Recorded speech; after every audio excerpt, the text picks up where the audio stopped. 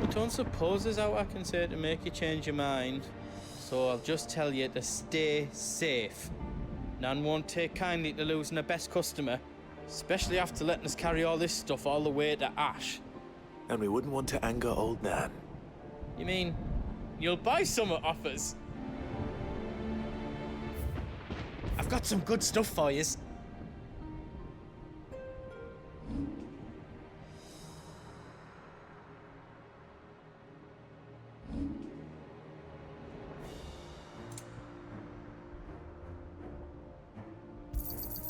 Thank you.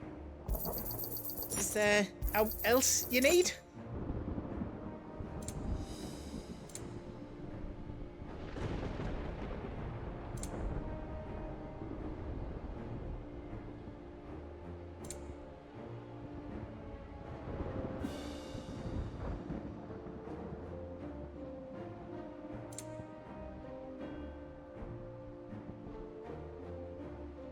All done then. Welcome to the Big Hammer.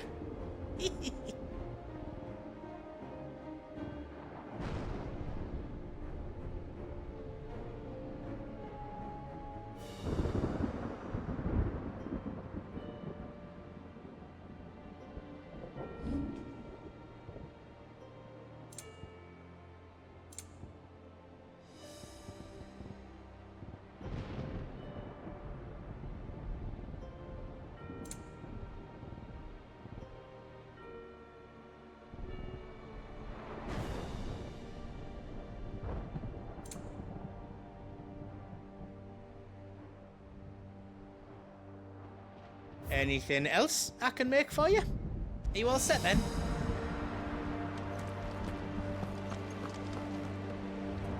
I couldn't have made it this far without you, Torgal.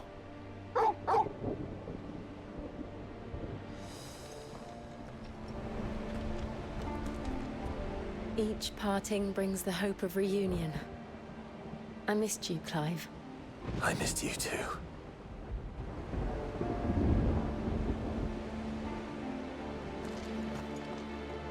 If Sid were here today, I reckon he'd be proud of you, Clive. He'd be proud of us all.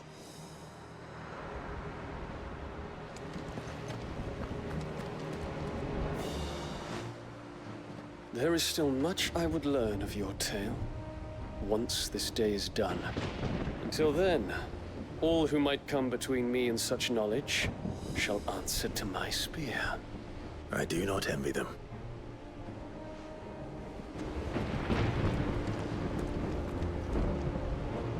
You see, Clive, we're not alone.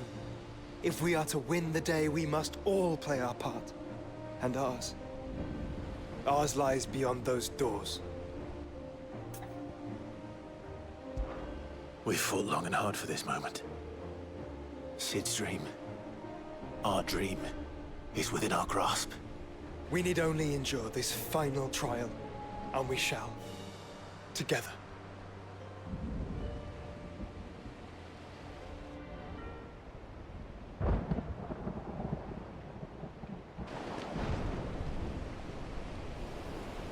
You all know what it is that awaits us beyond this gate.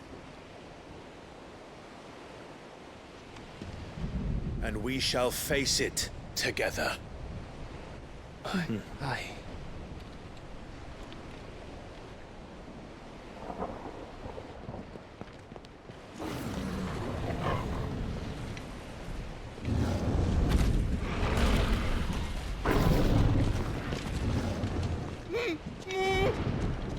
It seems our host would rather we remain.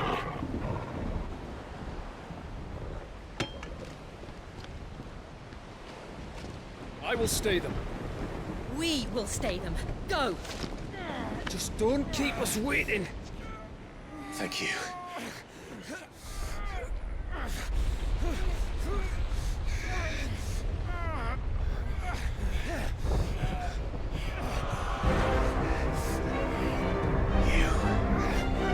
Welcome, sons of fire.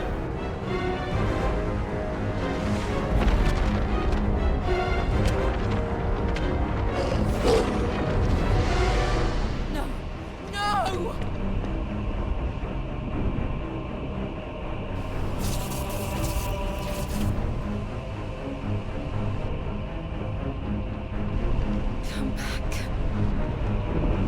worlds.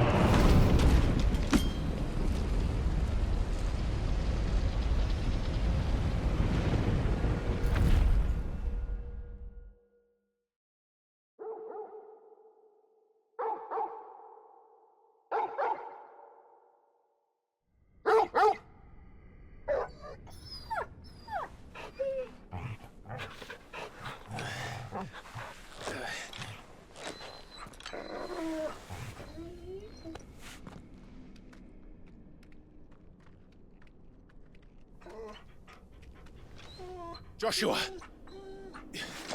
Joshua! Wake up! Clive, is that you?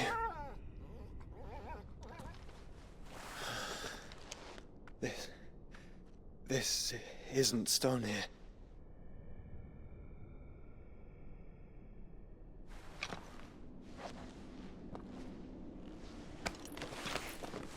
Welcome to our darkness. A rift between worlds wherein your kind might reflect. Show yourself! Grave and many are the sins of man. And we would have you know them, all of them. As fate has seen fit to deliver you home, consider this our welcoming gift.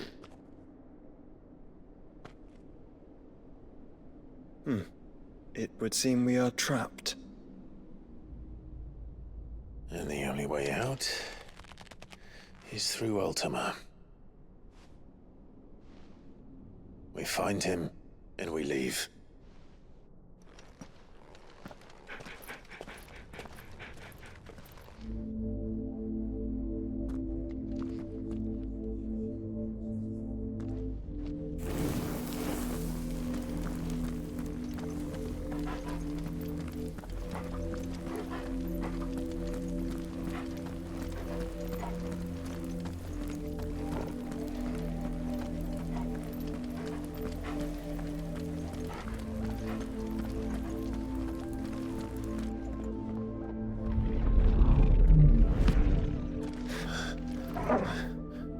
If you are to comprehend the full extent of your transgressions, we must go back to the beginning. When the world was still young, we visited upon it a miracle, magic, and in its light did all life flourish.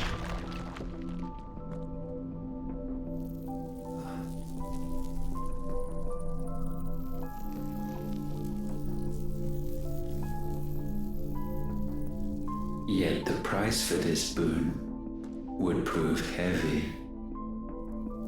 A pall descended upon the land, painting the horizon black as night. Though we labored to forestall its spread, in this one endeavor, we stood powerless. And so we fled, that we might endure,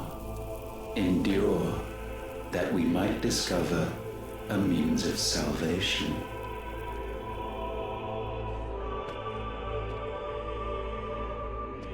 But if it was magic that caused the blight, what of the mother crystals?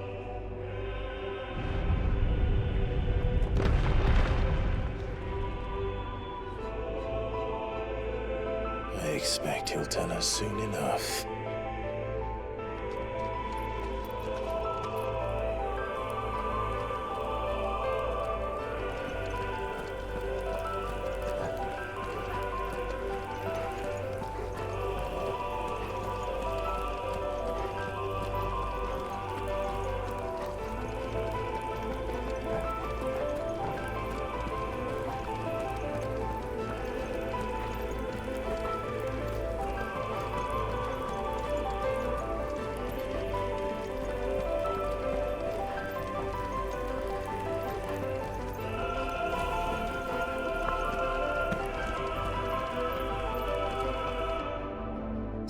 salvation, alas, was not readily to be had. First, we would require a land unvisited by the stain of corruption. An unprecedented journey lay before us, one beyond the limits of our fleshly bodies, and so we cast them off. Thus, stripped to our very spirit, did we find our new paradise. A land as pure as driven snow, Valisthea. There would the true work begin, for the black crept yet behind us. And soon did we arrive at a solution, the illness having spread to every organ. There was but one escape from this fate, to start afresh. With a new world. The one for which Barnabas labored. A paradise free from the blight where his God awaits. And where, if we only forfeit our wills and abandon everything we hold dear, humanity can join him. So, Ultima would have us follow in the footsteps of the king. And follow we shall. For now.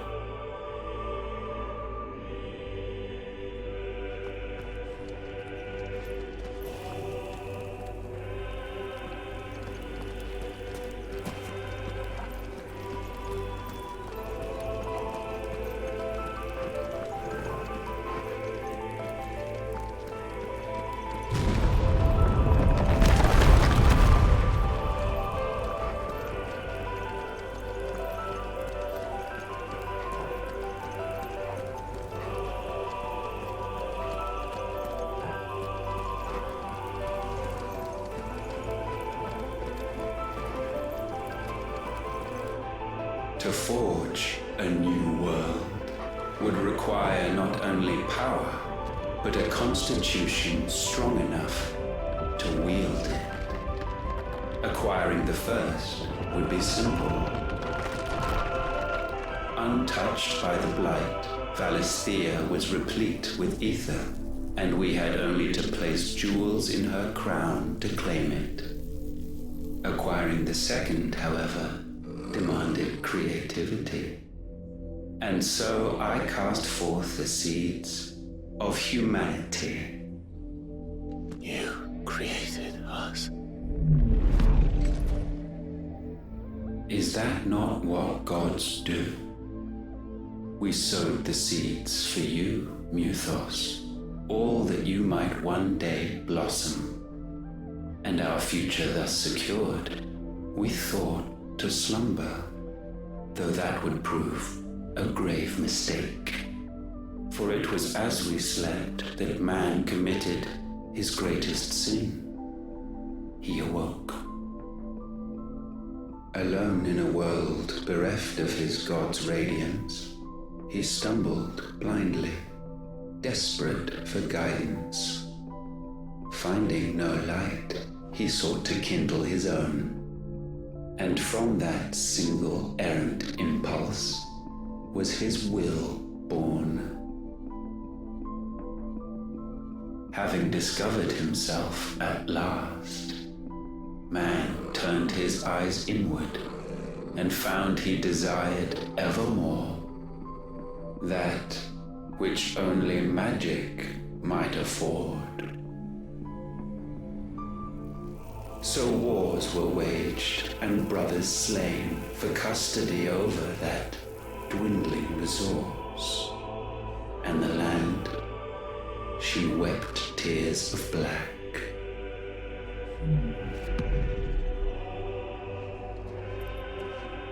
He would condemn us for this. Surely he cannot be so blind to his own hypocrisy. Not blind, just unwilling to admit the truth. Though we're one and the same.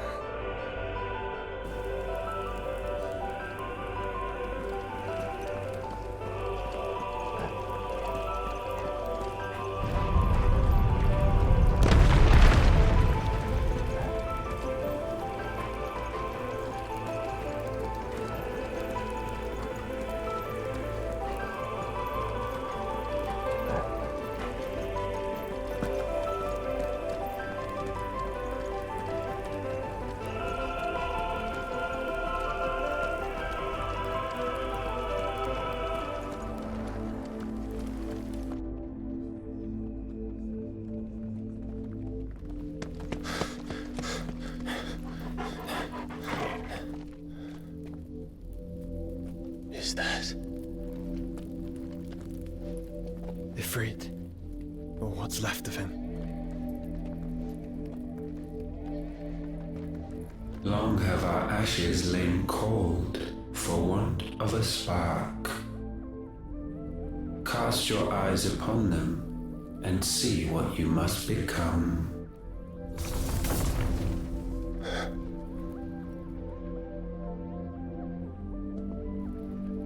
Valisthea cannot endure a second claim upon her being.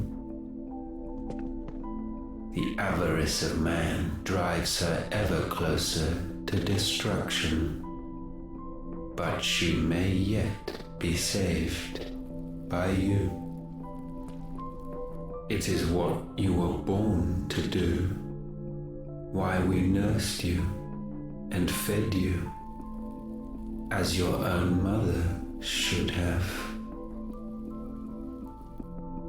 And now that you are fully grown, our Muthos, it is time at last for you to serve your purpose. To right your wrongs. If our sin is wanting to survive, then you are as marked by it as we are. The fault is yours. Our wills were born because you abandoned us. And now, you would have us forfeit them. All for a place in your new paradise. Do you imagine yourselves worthy of one? Mankind has no place in our world. Is this truly so difficult to comprehend? We only ever require you, Muthos, when the time comes to bid this wretched realm farewell. None shall follow, none shall remain. What do you mean, none? This is our world. Once the land's rebirth is complete, humanity will have served its purpose. Why would we continue to suffer that which has caused us so much vexation? Because the land doesn't belong to you. It belongs to us all!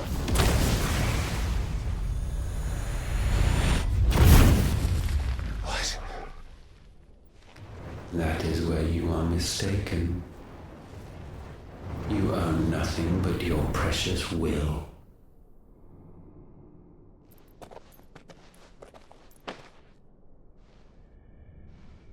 Brother.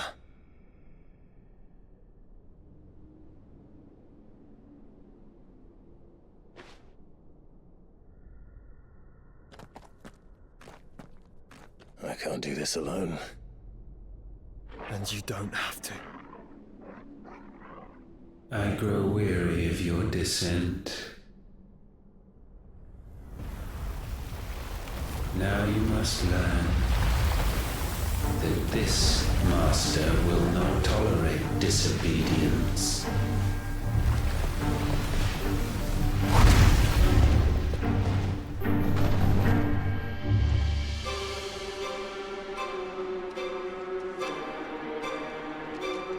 My friends, my family. We have all suffered, all fought to survive. This world may be flawed. It may be broken. But it's all we have. And if we can't share it, I see only one other choice. You have to go. You may have created us, Ultima. But it's time we lived on our own terms.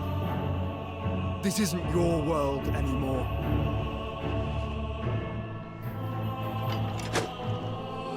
It's ours. Bow down, offenders, hearts disdained.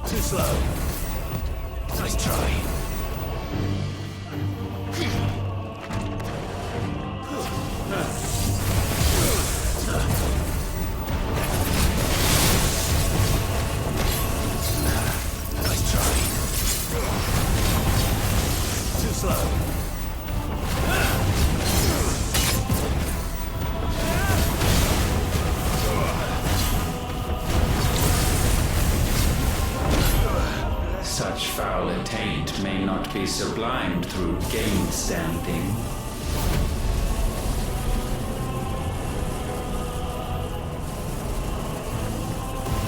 Only with heads hung low is penance paid.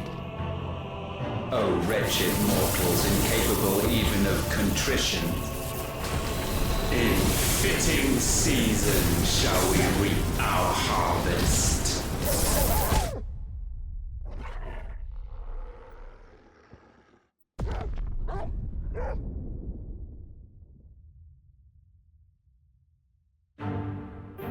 Know your insignificance.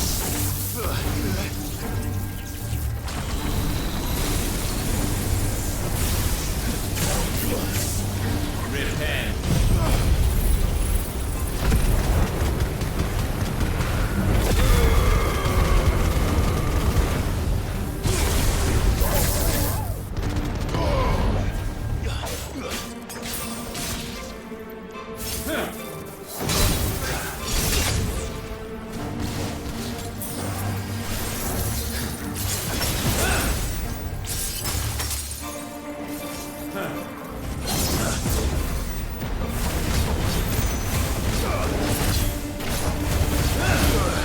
We will unmake.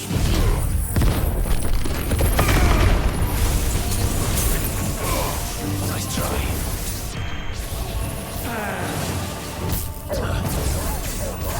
Nice try.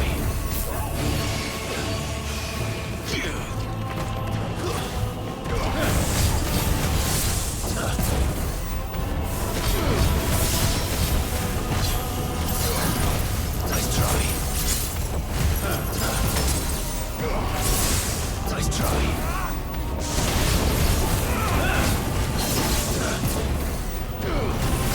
Too slow.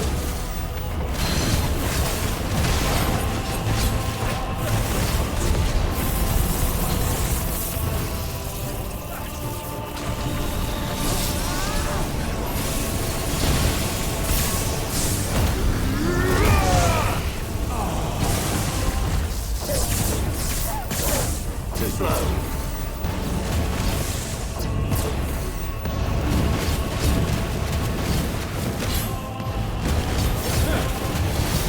Nice try.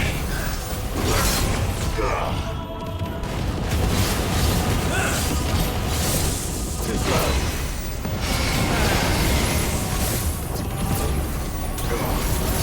Too slow. Nice try.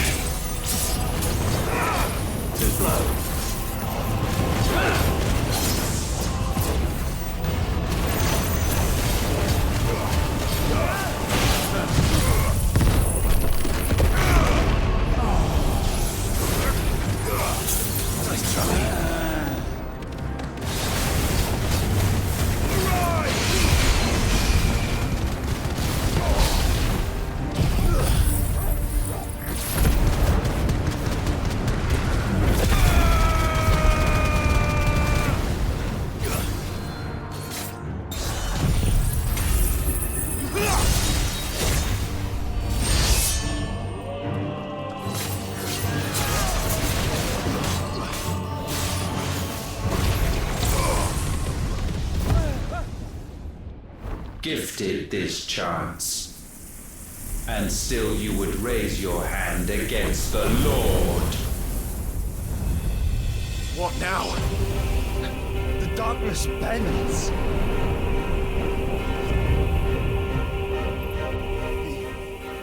He means to end us. It wouldn't be the first time. But let's make it his last. Your fate is inexorable. Surrender the vessel unto the darkness. Surrender it unto us.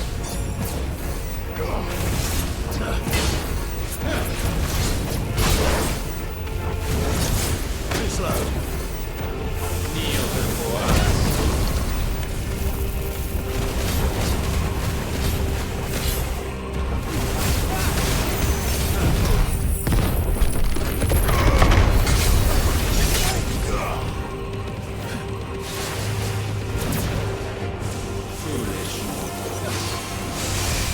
Too slow.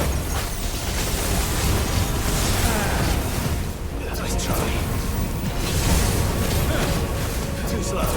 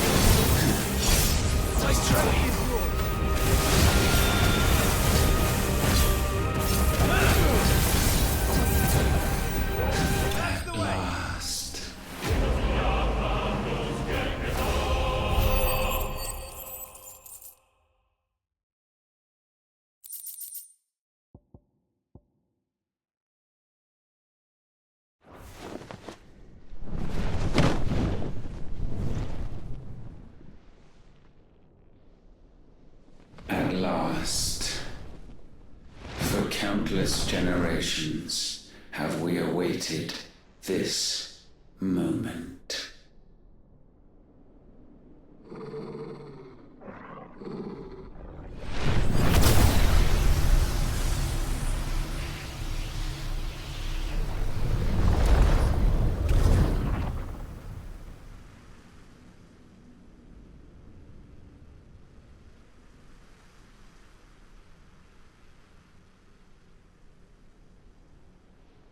Your struggles have made you strong, yet your soul remains heavy with sin.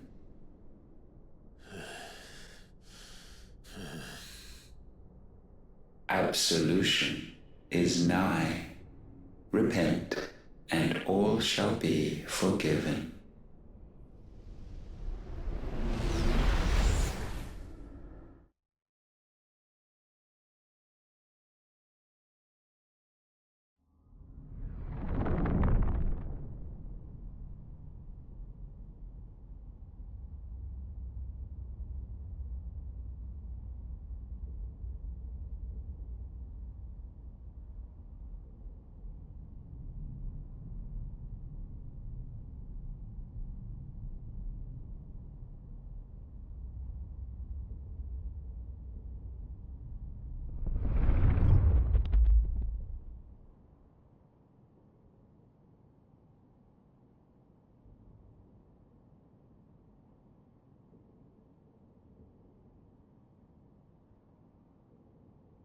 Tell me, Clive, how many lives have you saved since taking my name?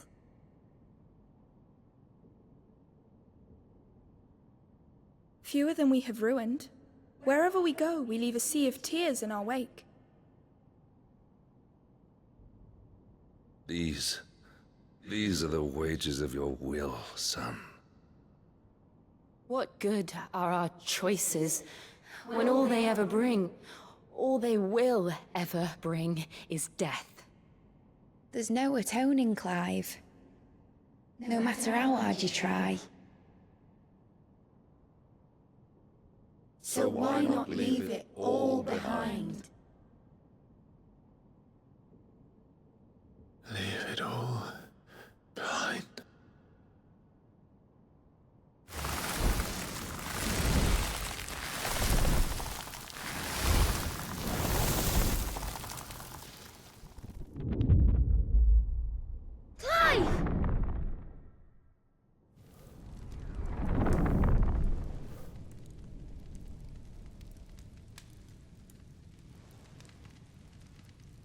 Please, won't somebody save me?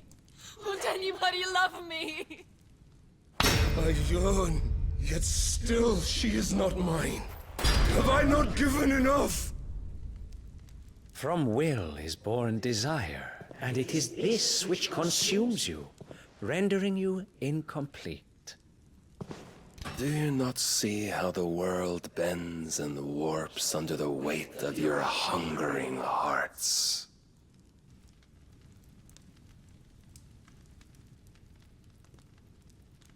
What if it could all just go away?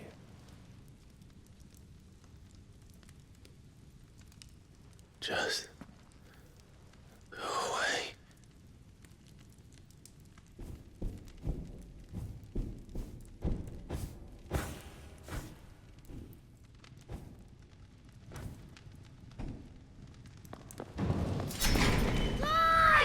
Clive!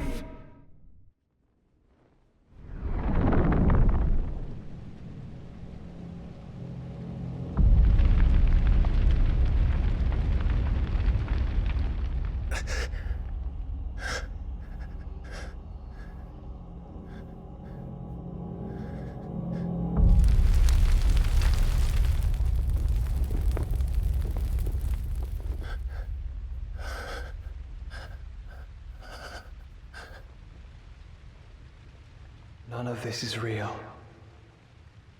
Wake up. It's time to go home, Clive.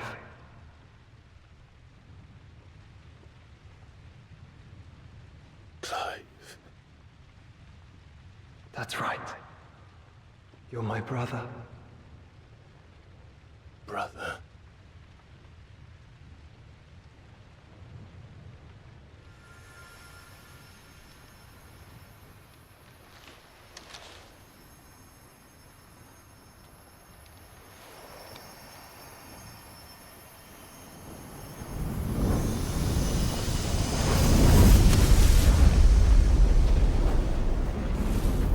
Come. Remember who you are. Clive.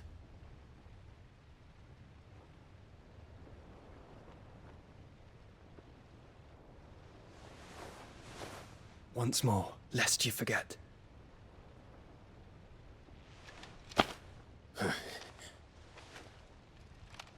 My name is Clive. Clive Rossfield. Look, Ultima.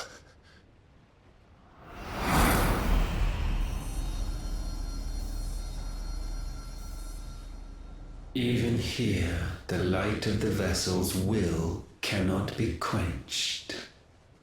And the Phoenix, his trespass should not have been possible. Not possible unless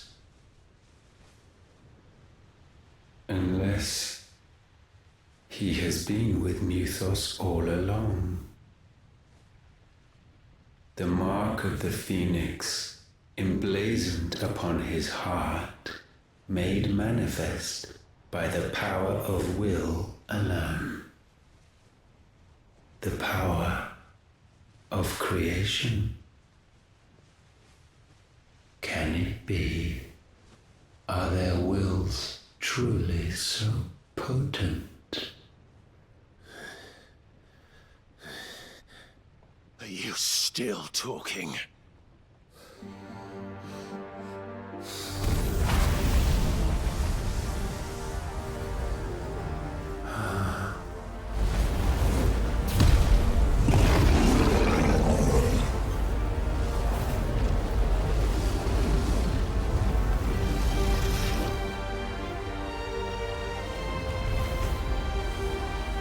Our flames burn as one!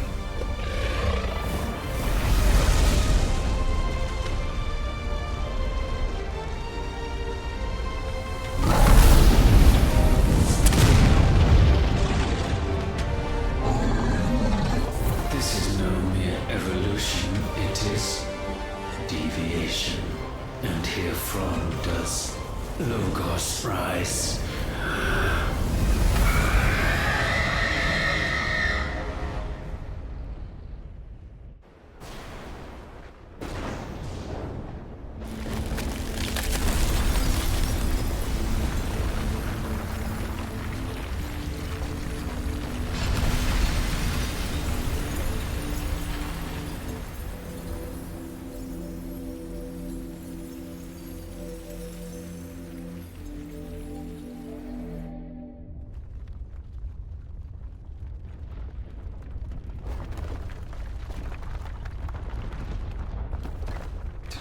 Damn it, Clive.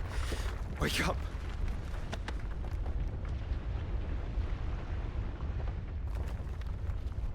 That hurt.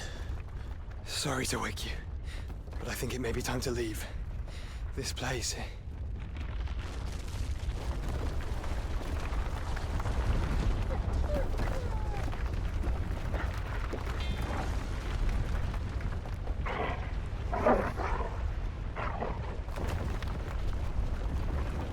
And once again does my creation stray from the path laid before it. Steeped in conceit, you fancy yourself a god. You embrace Logos. But we will put an end to this hubris.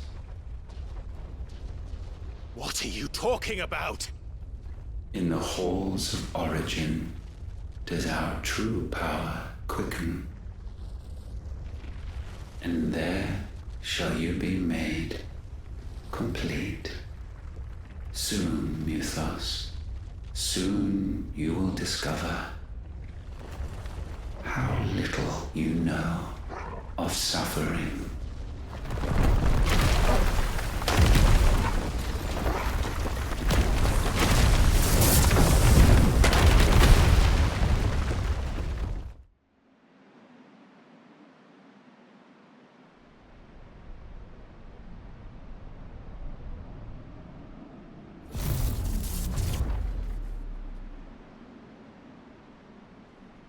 And so the crystals are no more. Yet in their silence, a new song rings.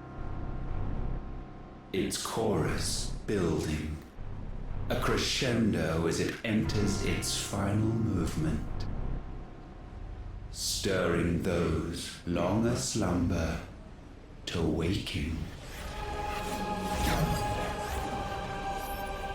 And back to their origin.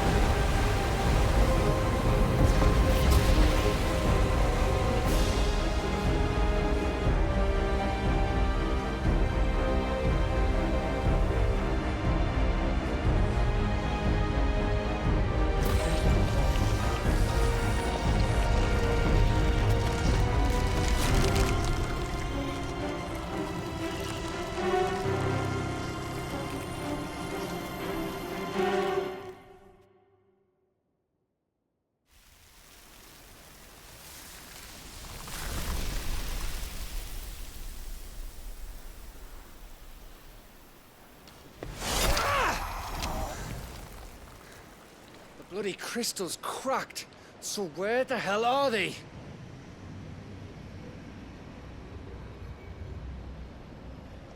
Oh, fuck me.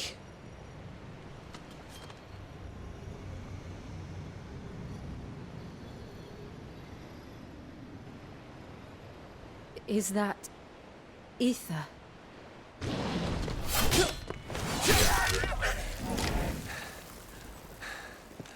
What in good Grieger's name is going on? This is wrong.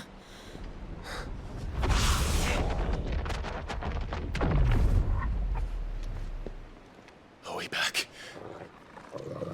Clive! Joshua! Jill!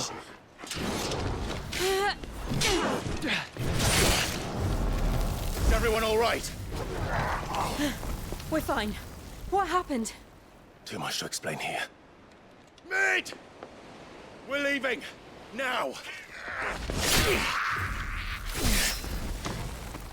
Everyone, fall back to the ship!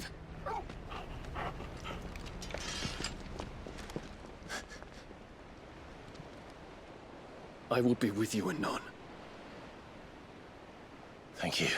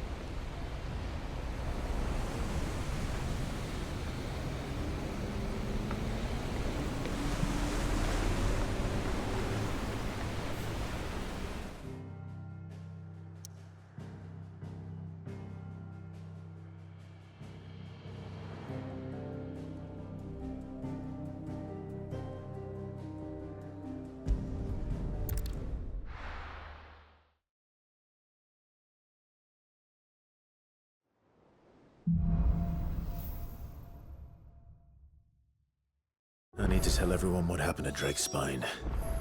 And I'm going to need Otto's help. There's something about it. I feel like it's...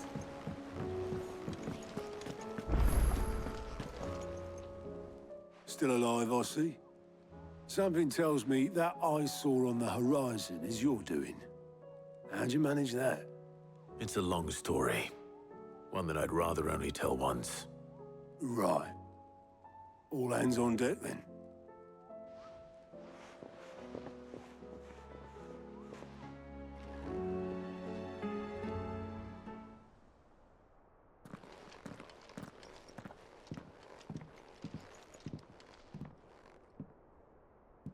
Is this everyone?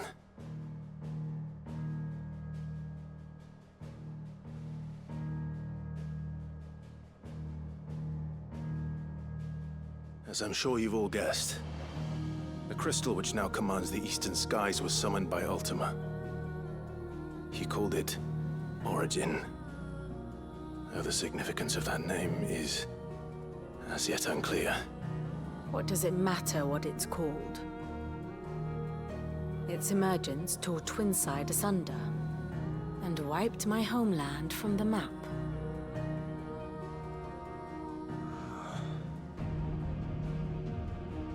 Mention of the Dominion spires can be found in the oldest of Valisthian records. But to the best of my knowledge, none provide any hint as to their true nature. That they would prove the horns of some slumbering demon. Well, the Dominion's demise was at least quick. Elsewhere, the Republican army cannot hope to contain the chaos engulfing Randalar. Canva is in flames, and the Empire. Our allies are crying out for answers. I've sent the Cursebreakers to give them what assurances we can, but right now that amounts to fuck all. They wouldn't be able to stop what the skies have started in any case. People here and across the realm grow sicker with every passing day. Could it be that this new Mother Crystal is like the others? That it draws upon the land's ether? It certainly looked that way from stone here. If that were true, it would explain the hastening spread of the Blight since the crystal's appearance. Would it not? And as the land's ether slowly rises to the surface, it pools, corrupting all who cannot channel its energies. Archay above, ether floods below, and in the middle, here we languish, hopelessly entrapped.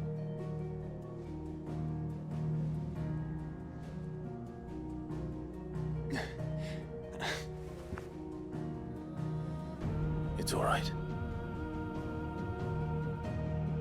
When we faced him at Stone here, Ultima told us his true power quickens in the halls of Origin.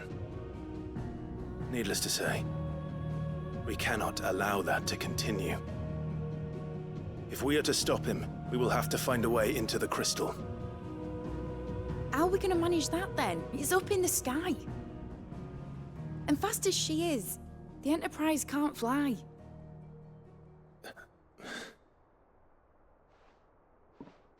It's a lot to take in, and I reckon we'd all benefit from some time to clear our heads. The answer will come to us. Don't you worry. Ain't that right, Clive? Right. That's right. Well, go on then. Bugger off.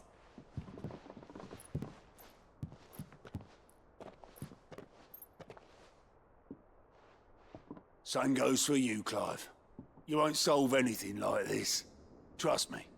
Go and get some fresh air, eh?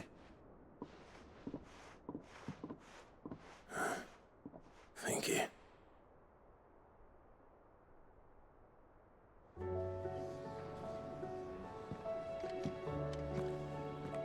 Joshua seemed upset.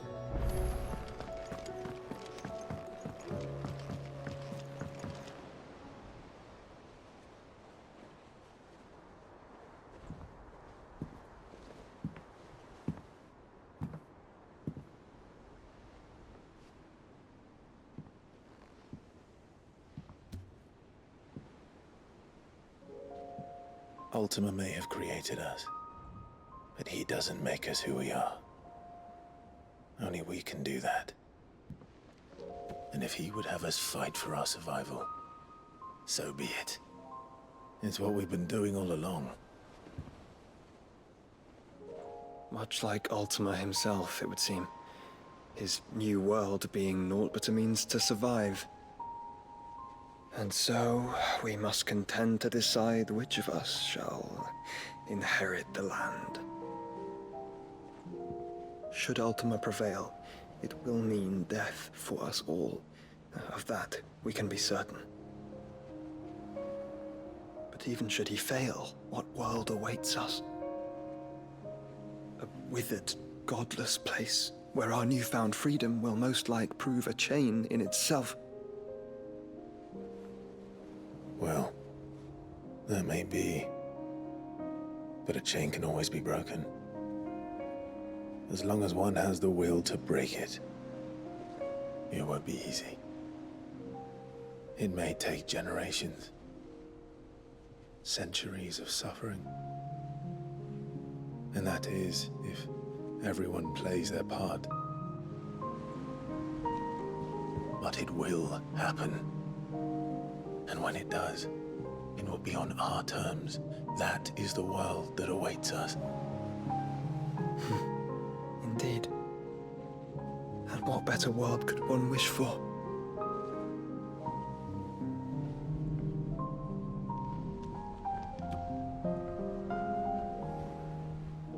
But first, we have to reach that crystal. Then it's a good thing I have wings. You can barely stand, let alone fly. And only the Founder knows what horrors await in those skies. You certain about this? Am I certain? I am the Phoenix. I will do what I must.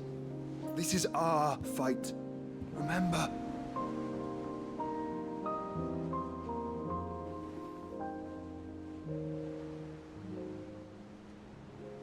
All right. I yield. But only what you must, yes? I'm still your sworn shield. That you are. And what of my wings? Lest you forget, you go to stand against a god. I would not have you succumb to fatigue before the fight begins. Ifrit, your brother mentioned that some few of the dominants who had lost their power to you were still able to prime. Is that true? It is. But their icons no longer submitted to their will.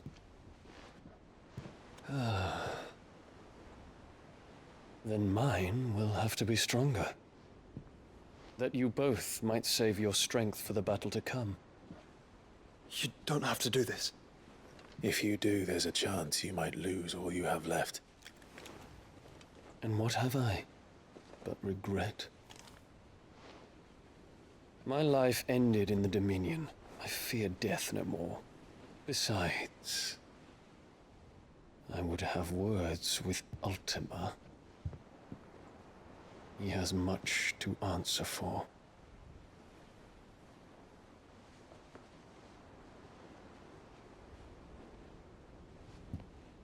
We are in your debt, Dion.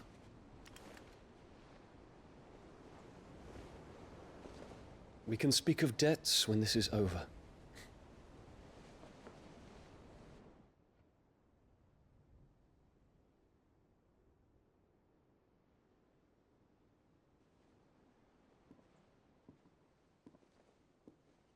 He speaks like a man who knows he's not coming back. And has come to terms with that. That doesn't mean that we have to. Does it, Clive? Time to talk to Jill. I only hope she understands.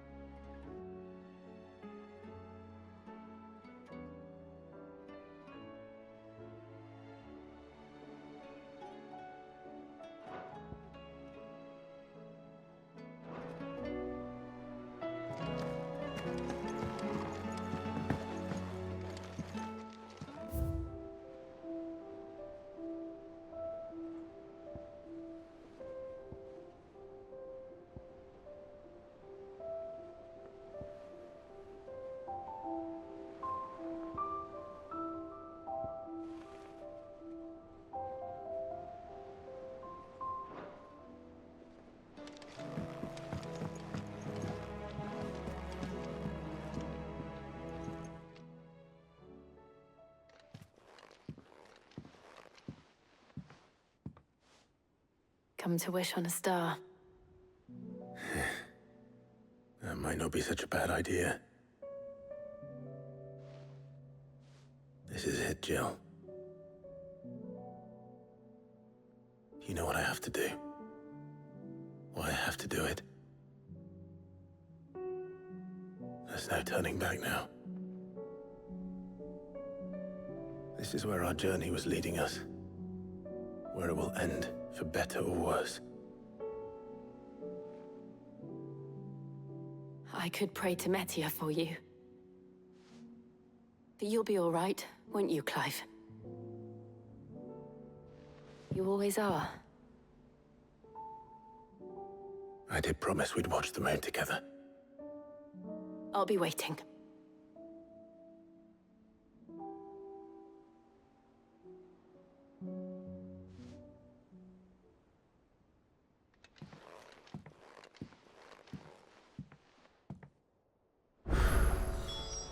It's almost time. Better make sure I haven't forgotten anything.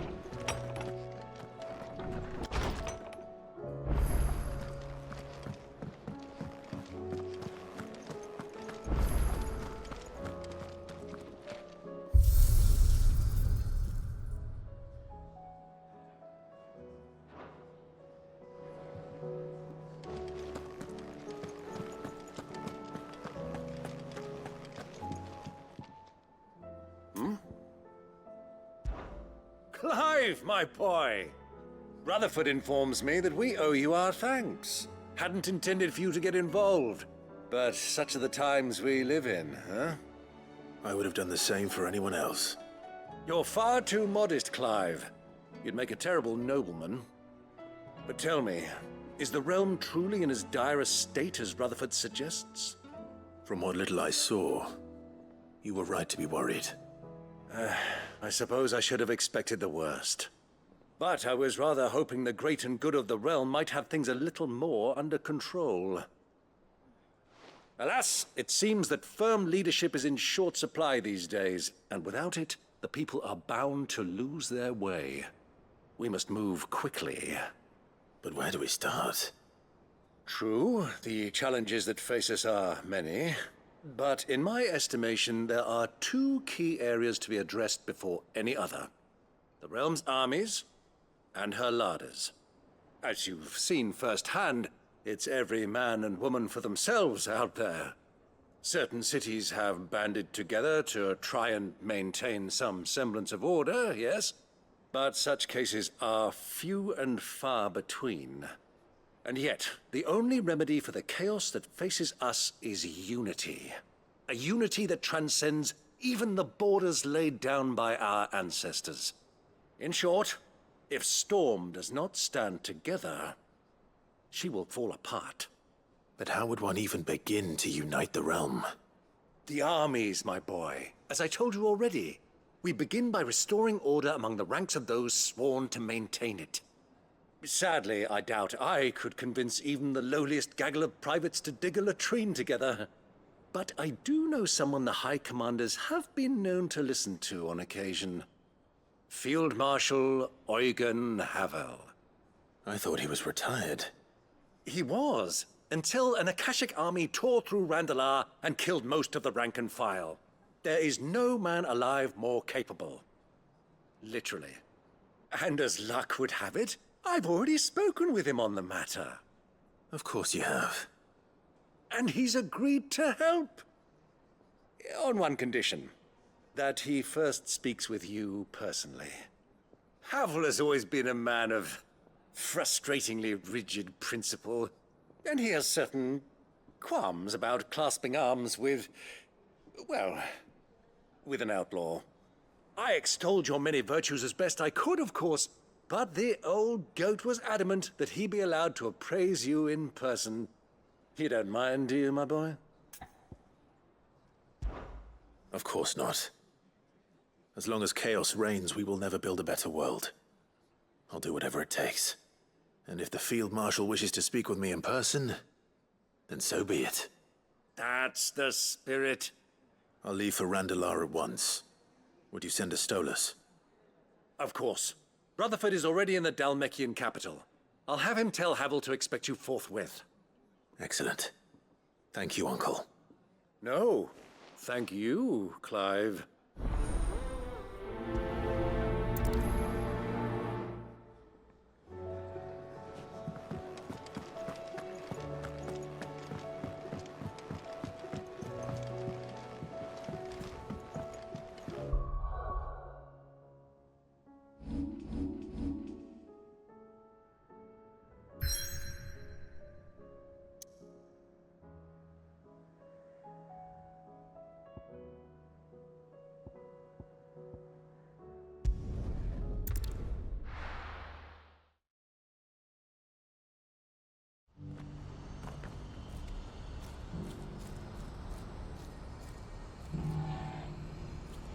Do you see that too?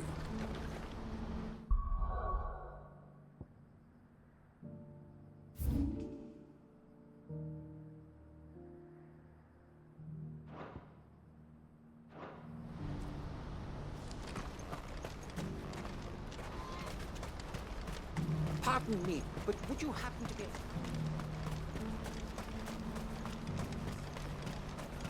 Papa? What is it? Oh, please. Just make it stop. I'm scared.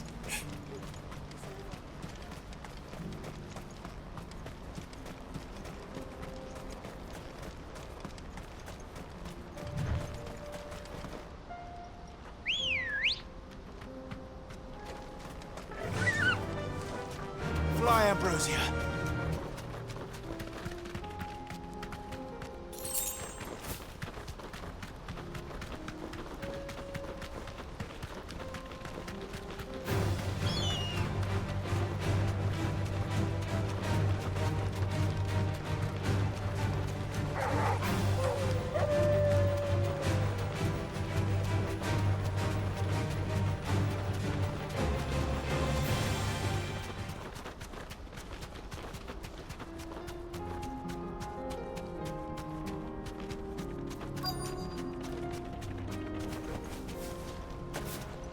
Can't be Rutherford, can it?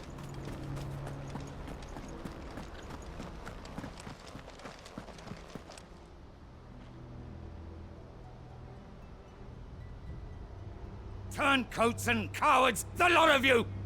If it's a fight you want, it's a fight you shall have! Allow me. I don't need your... Please, Field Marshal, oblige him. This won't take long. You're right. It won't. Men, finish him.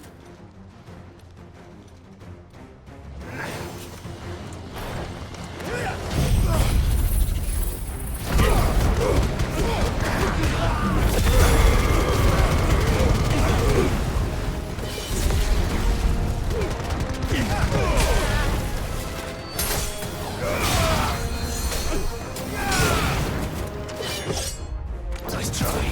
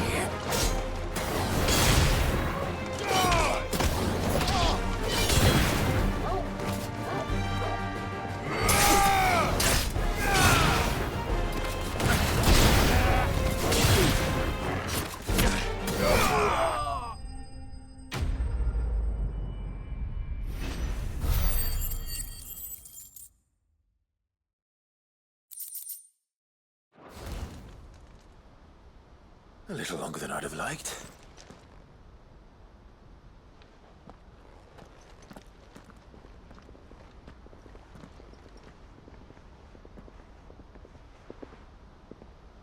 Field Marshal Havel, I presume. Are either of you injured? No, my lord. You arrived just as our escort turned on us. Fucking traitors. I'd heard reports of soldiers in the outlying regions abandoning the oaths they swore. But I hadn't thought the corruption had reached so close to the heart of the Republic. It's a fucking disgrace. Your interfering old bastard of an uncle tried to warn me, of course. My lord Marquis. Or is Sid the Outlaw more to your liking? Call me what you want. It doesn't change who I am, or the urgency of the message I bring. My uncle has a plan to right the realm, and he needs your help to see it through. Before I agree to anything, I'd have you answer one question. What do you stand to gain from all this? I won't deny that I might benefit from further chaos. But I seek a new beginning for all of us. And while the choices I've made may not always have been the right ones, I know I made them for the right reasons. For so long, so many of us have been told how we could live, how we could die, when it should have been our decision all along. Now we have a chance to put things right. But in order to take it, we must stand together. Even if it be beside those with whom we don't see eye to eye.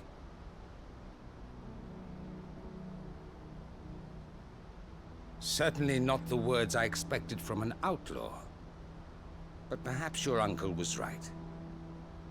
You are no ordinary outlaw. I'll never hear the end of this. All right.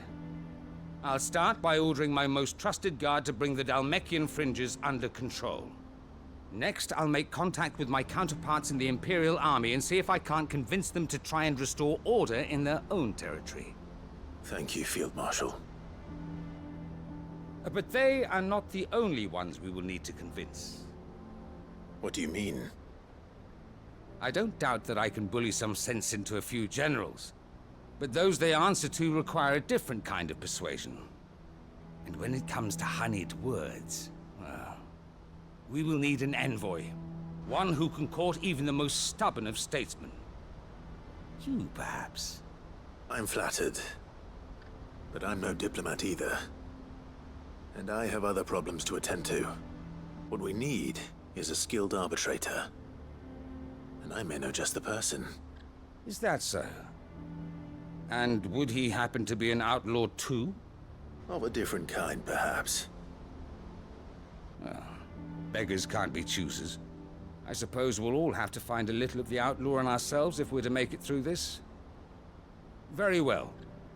Send your man to me right away. I shall.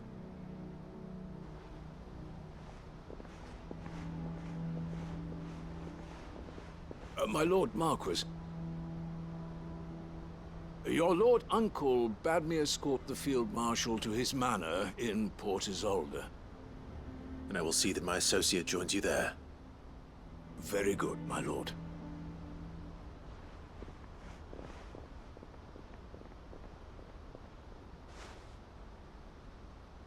Huh. An envoy. I'm not sure I'm the man to talk anyone round. I can barely convince my brother to take his medicine. No. This is a job for someone with experience. Someone like Quentin. I hope I can convince him at least.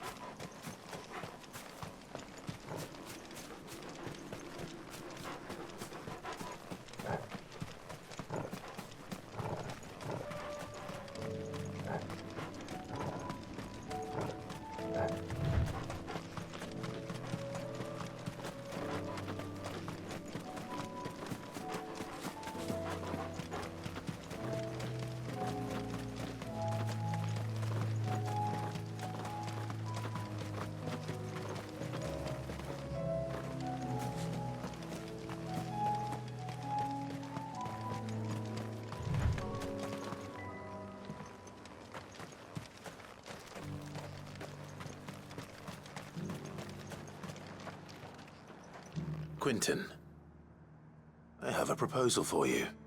Do you now? Something tells me you'll be asking more of me than a cask of Gotand gold. Go on then. Propose.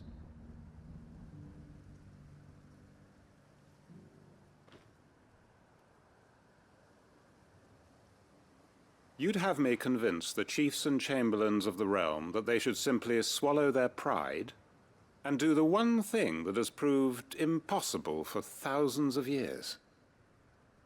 Was there anything else? Perhaps I can fetch you a meat pie as well. I know it's a lot to ask, but I can think of none better suited to the role. And you'd have me give up what little I have left to do it. I told you, Clive. The people of Lostwing are my family, and I cannot abandon them. You'll have to find someone else. I'm sorry to hear that. So am I. And why might that be? What he's asking. How's it any different to what you've done so far? They want you to speak for those who can't speak for themselves. That's what you do best. If it's the vineyard you're worried about, we'll see that the grapes are picked and the tons filled. You know we will. It's not that. Then what is it?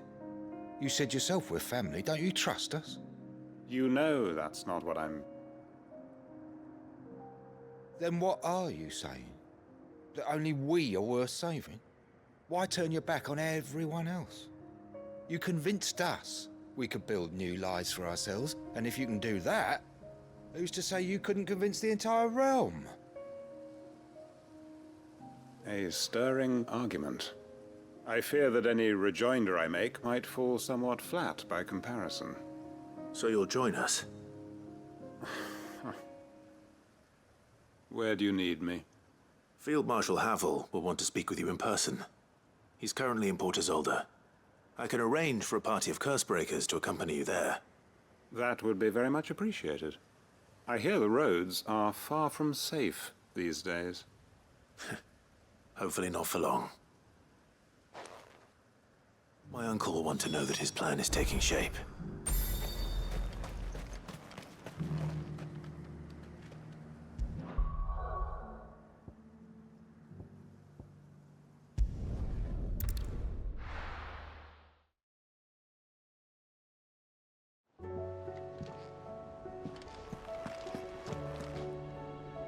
Uncle, I bring good news. The Field Marshal has agreed to your plan. Ha! Of course he has. I didn't doubt you for a moment, dear boy. Rutherford is accompanying him back to your manor in Port Isolde as we speak. They will await your return there. As will one other. One other? Who, exactly? Lord Havel was concerned that even if he could get the realm's armies to agree to an accord, he might not be as successful in convincing those with political power. He asked if I might have a solution, and I suggested a certain Imperial Lord Magistrate turned Liberator. One of your co-conspirators? Master Quinton would probably call me one of his, but yes. Another outlaw, then. Just the thing we need to put these rotten politicos in their places. Good thinking, Clive. I'm glad you approve. The more the merrier, eh? Uncle, assuming Havel and Quinton can solve our problem with the armies, you still haven't mentioned how we might manage the grain shortages. Oh, don't you worry, my boy. The 7 high houses will be seeing to that. They have all agreed to make the most generous of donations. Oh, of course, it did take a little persuasion, but luckily I had some unexpected help. From who? Why, you, my boy. Rumor has it that you rescued the Lady Ariane's head steward Rockford from a horde of bloodthirsty bandits. It was more of a handful. Well, the old battle axe was so pleased. She had a shipload of talents delivered to my private docks by the next new moon. And when the other houses saw the parsimonious old crone's purse strings finally loosen, they as good as tripped over themselves in the rush to follow suit. I'm happy to hear it. Now, I must be getting back to the manor. Join us there at your earliest convenience, would you? Of course, Uncle.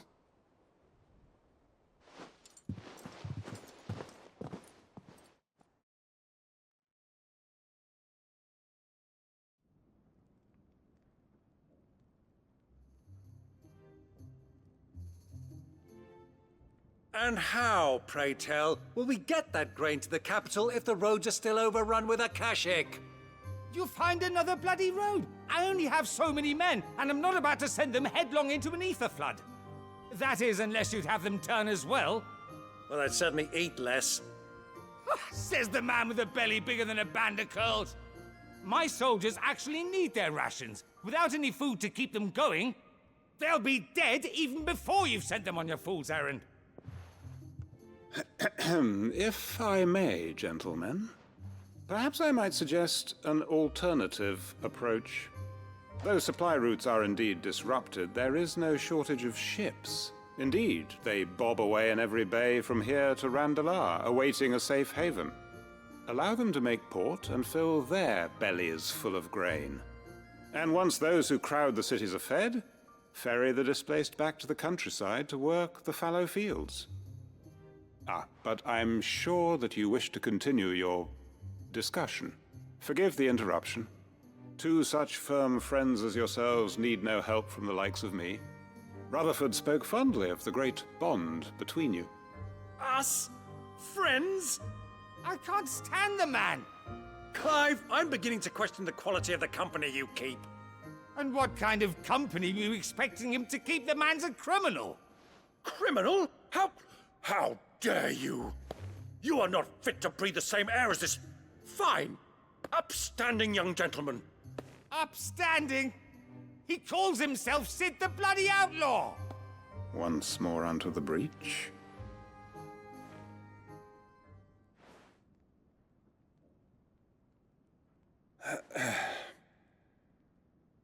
Shall we begin again?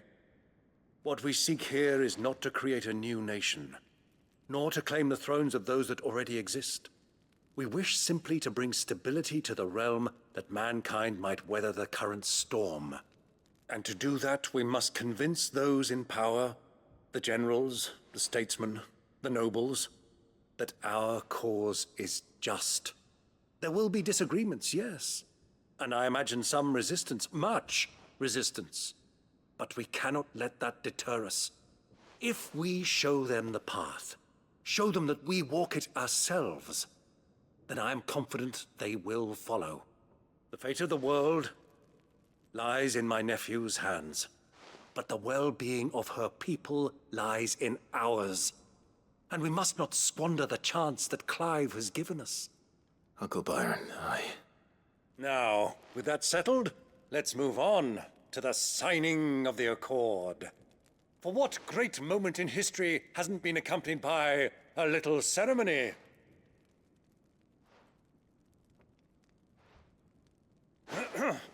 Citizens of Valisthea, I present to you the Triunity. Rutherford, Mike Will.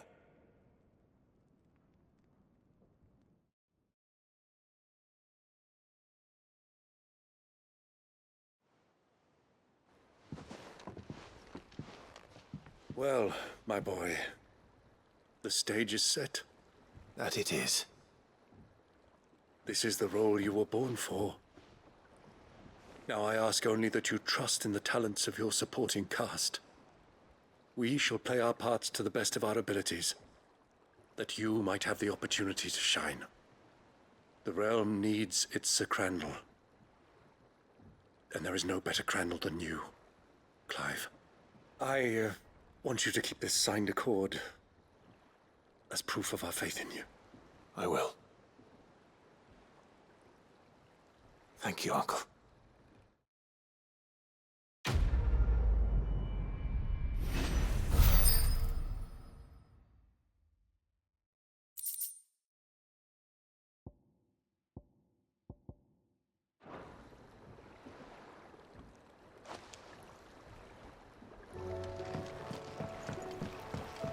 What do you think that thing is? And how the hell is Sid gonna deal with her?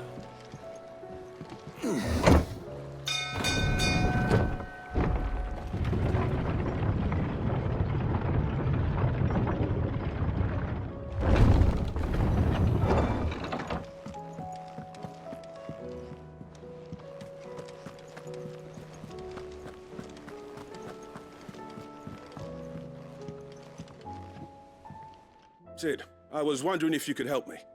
It depends what with. A bearer, but recently freed from his bonds, is keen to join the Curse Breakers. As you know, the work we do is not easy, which is why we test every volunteer's suitability. I was hoping you could oversee this one's evaluation. I don't mind, but why this one? Because he wants to be a scout. Our ranks are filled with men and women capable of breaking chains and putting slavers to the sword.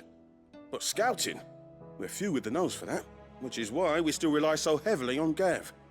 And since he accompanies you on so many of your missions, I thought you might be better placed to recognize the traits in him that we should look for in those who'd fill his boots. Sounds reasonable. So you happy to oversee the boys' test, then? One can never have too many scouts. Truer words, Sid. I'll let the initiate know that you'll be attending his trial, and that he is to proceed directly to Northreach in readiness.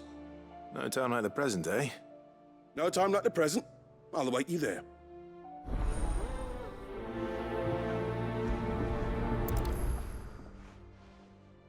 Northreach. I don't suppose they could have chosen somewhere closer.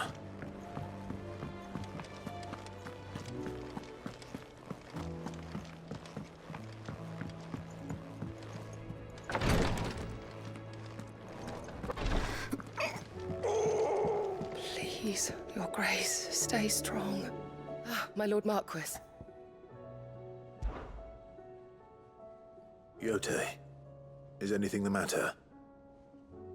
You seem troubled. Perhaps I might be able to help. My lord. Yes. Perhaps you might. It's your brother. His condition continues to worsen, though he does his best to hide it. The lesion on his chest pains him more with each passing day. I had feared as much.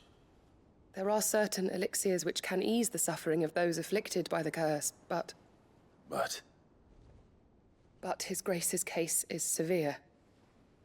The drafts I have been able to prepare for him thus far have ceased to have any real effect. So I consulted with Talia and certain of my comrades among the Undying about the possibility of finding something stronger. And thankfully, a recipe was found. The only problem being that the critical ingredient is exceptionally hard to come by, and our supplies are almost exhausted. Unless we can secure more soon, your brother's anguish will likely become unbearable. My lord, I know that I have no right to make demands of you. But would you help? For Joshua's sake. For Joshua? Anything. Thank you, my lord. So, what is this critical ingredient? A rare herb by the name of stonerwort. It grows only where the ether is densest. The vigor it stores in its stems helps to counteract the curse. We discovered a patch near the aqueduct in Rosaria. But alas, yet more ether has erupted from the earth there recently, leaving the whole area flooded. The search continues for a new source. One that we might reach without being turned. So it's only that you can't reach it? The stonerwort itself is unharmed by the flood? Well, yes, but... Then I shall go in your stead. But, my lord... You've yet to find another source, correct? So for now, the aqueduct is our best hope. Besides, I'm a dominant. The ether can't hurt me. Well, if you're sure, my lord. Stonerwort is easily identified by its blood-red blooms. Search around the aqueduct, and you're sure to find some soon enough. I shall remain here and prepare the other ingredients.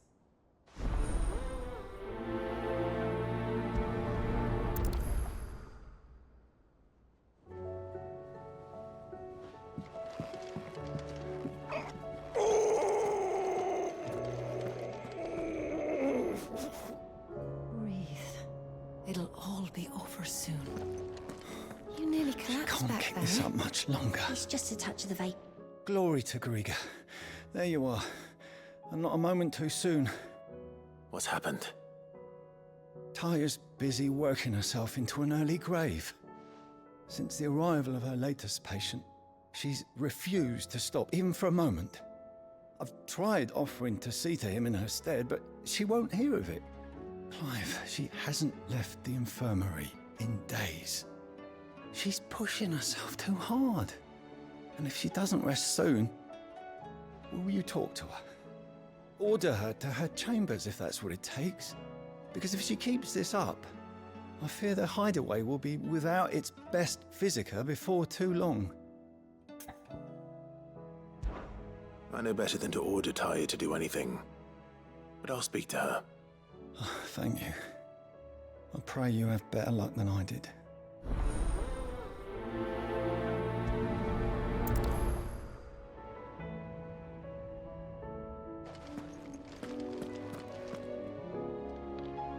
Well, Talia, Rodriguez's worried about you. And if what he says is true, then so am I. We all admire your dedication, but you do need to rest. I will, when it's time. Until then, I'm staying put. We owe him that much. Who is he? Someone from my past. Someone who doesn't deserve to die alone. It won't be much longer. The crystal's curse has almost finished its work. If I had the tears, I could ease his passing. But without them, we've nothing that will touch the agony of those last few hours. How would tears help this man? Not my tears. Tears of mercy. Alicia. It's the only thing strong enough. You wouldn't, Talia. Surely. There must be something we can do for him. Sometimes an easy death is the greatest kindness we can offer. You do well to remember that, Rodrigue. I will. We have all the ingredients we need for Alicia Balwam. It needs to be fresh, though, so we rarely have much to hand. I can make the draft if you can bring me what we're missing. Just tell me what you need. There is a species of venom-weeping spider that lives in the forests of Norvent, near Lorbert's Pass. Bring me one of their eyes. Preserve it as best you can, but avoid contact with the tears. I'll make sure the other ingredients are ready before you return.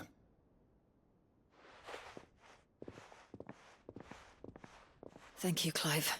I won't forget this.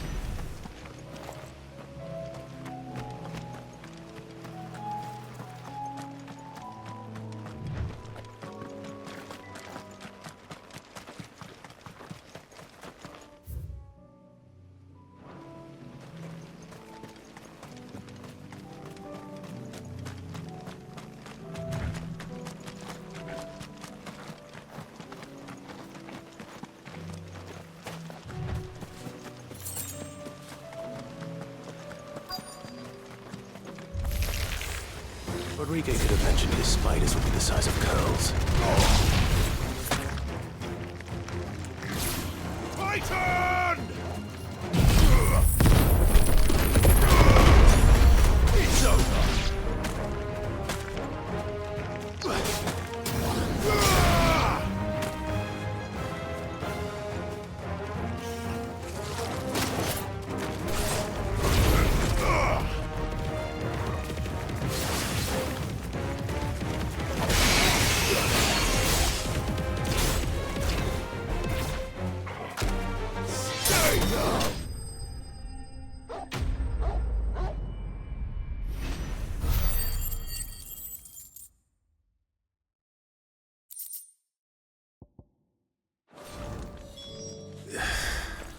Hopefully one will be enough. Rodriguez will have prepared the other ingredients by now.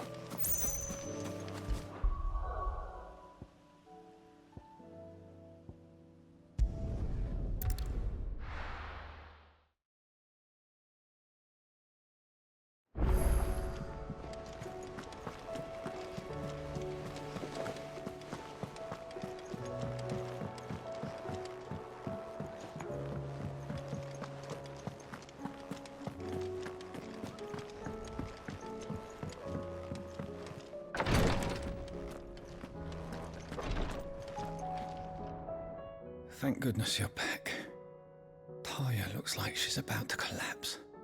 Is this what you needed?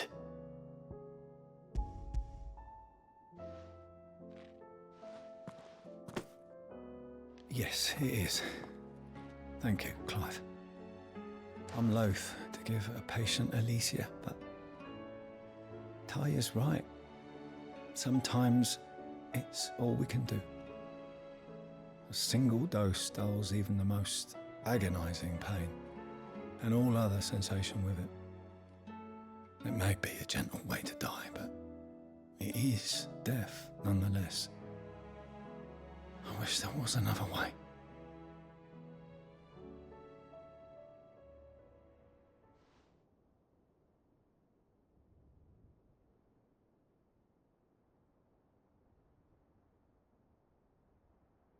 How are you feeling? Light, mid-here. Drifting on waves. Good. Just relax. Let the waves carry you to a better place. Thank you, Talia. I'm so proud of you.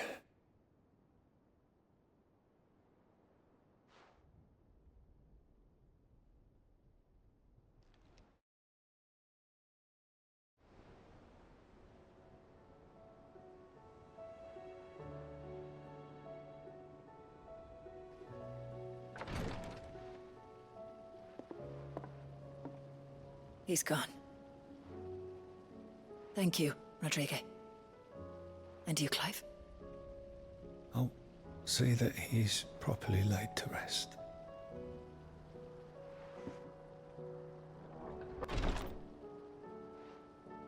The man you helped today was my mentor, back in the Southern Isles, on the front lines of some meaningless war. I was still a child when they shipped me to their triage tents, to treat the wounded with my gift. But in such blighted lands, I was next to useless. Until he taught me the true physicker's art, that is. An art we would be lost without. Tears of mercy were his gift to the bearers of the world. A respite from the agony of the curse's end. And a kindness Sid would have approved of. You know as well as I what life is like for a bearer soldier. Marched from one battle to the next, never knowing which might be your last. A commander may care nothing for the bearer spent in his service, but my mentor's gift gave the dying one fleeting moment of tranquility before the end. I've no tears left, Clive. I've seen too many of my friends taken. Something needs to change. And we need to be the ones to change it. And we will. I promise. I hope so.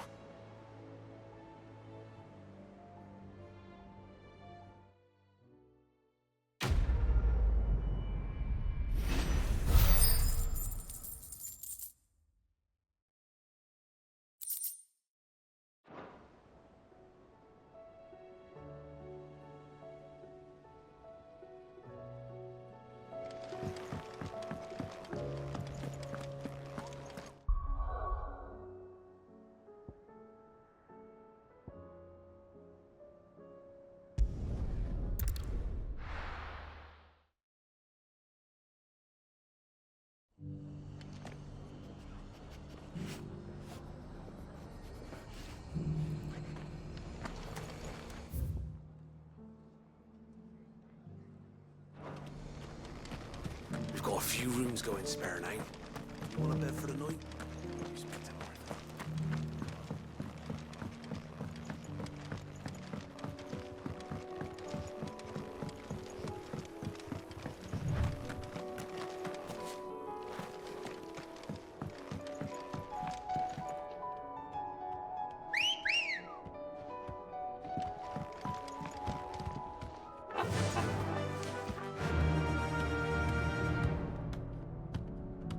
Faster!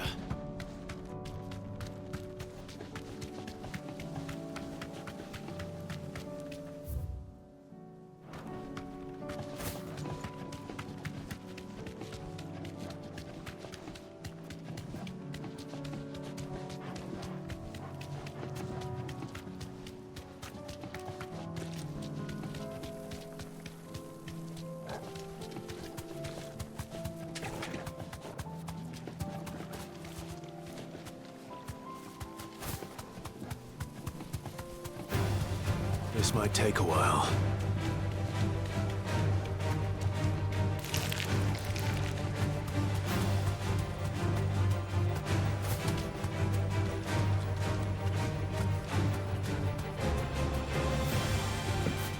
Here's the aqueduct.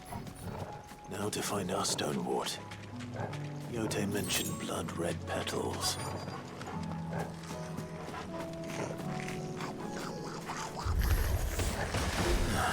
Just my luck. Well, I won't be picking anything till they're gone. There's only one thing for it.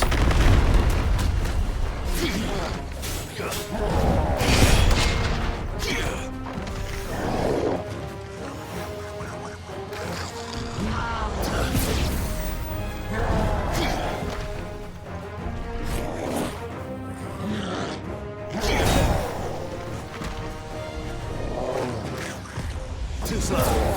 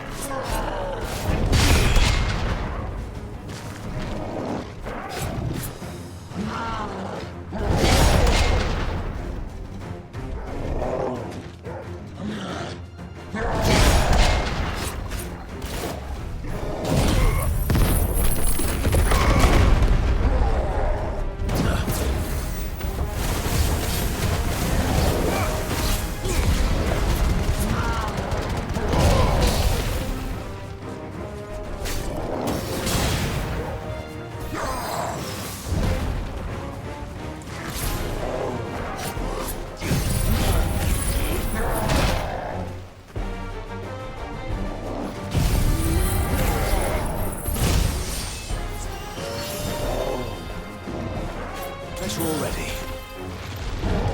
Too slow.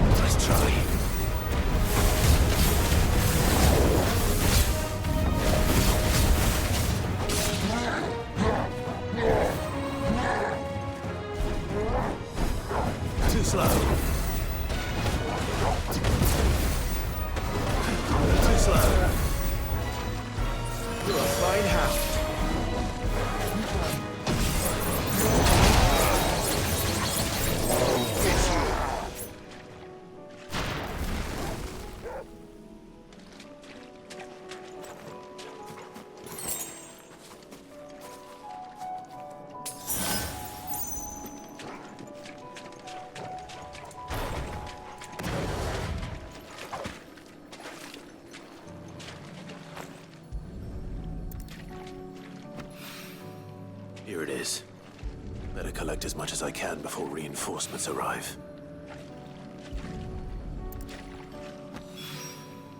All right. That should do it. Let's get these back to Yotei.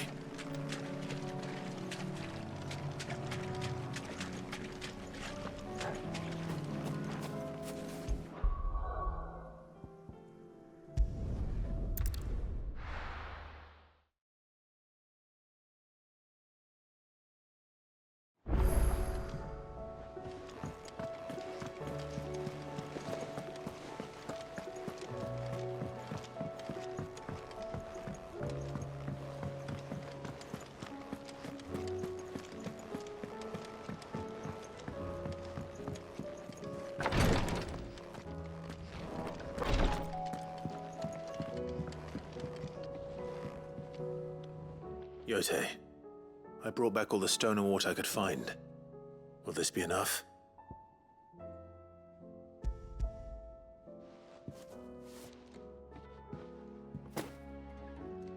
Yes, my lord. Thank you. I'm sure it will serve us until we can find another source. I'm very glad to hear it. You and His Grace are very much alike, you know. You think only of how you might help others, and never of the danger to yourselves. No more than you have minding my brother. You've risked a lot for him, and I thank you for it. I am honored that you should say so.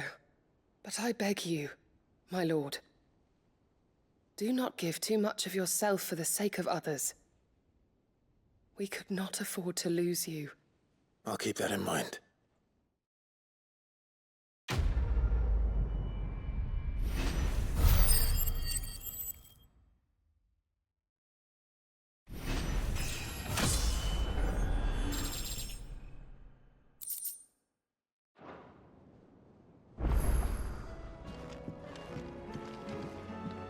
You and your brother really are alike, my lord. Though selflessness is a virtue, I beg you, please take more care of yourselves. Thank you, my lord, for taking me in. Everyone here has been so kind.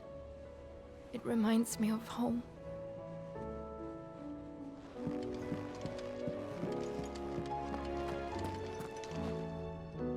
Clive, I wanted to give you something for the kindness you showed my mentor. What's this? A chest of all the medicines you're ever likely to need. Seeing as you're so reluctant to come to the infirmary, I thought you might as well take a part of the infirmary with you. I'm sure it will be very helpful indeed. And Taya, try not to work too hard. And work Rodrigue all the harder, you mean? He's a quick study, but he's got a long way to go yet. I'll take that particular piece of advice when you heed it yourself, thank you very much. Besides, who else is going to see that your brother takes his medicine? Who indeed?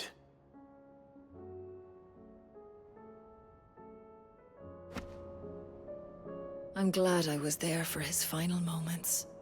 He deserved the peace he chose.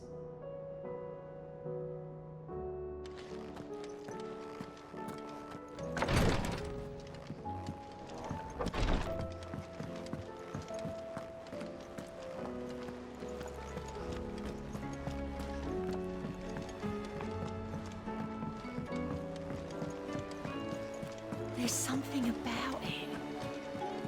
I feel like it's... Ah, Clive. Joshua, what's wrong? And don't say nothing. It's... not nothing. I've received word from Cyril. The Undying have found Father's will, or something akin to it. His will? How and where? In the crypt beneath Rosalith Castle. After Kupka was kind enough to drive out the Imperials, the Undying took the opportunity to recover what relics of the Duchy yet remained. And in the process of doing so, they found a letter from Father. I'm surprised anything survived down there. Cyril asked that I join him in Tabor at my convenience. I have been meaning to go, but would you join me? Of course. I want to know what's in that letter as much as you do. Very well. I am ready to leave when you are.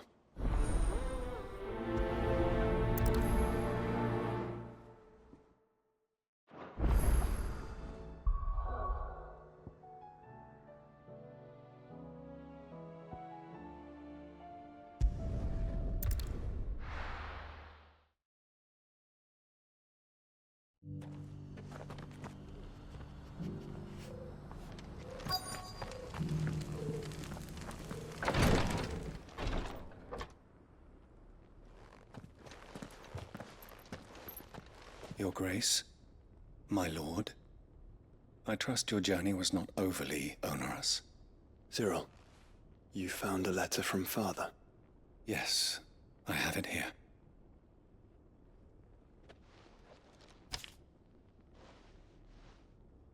If you would do us the honor, my lord.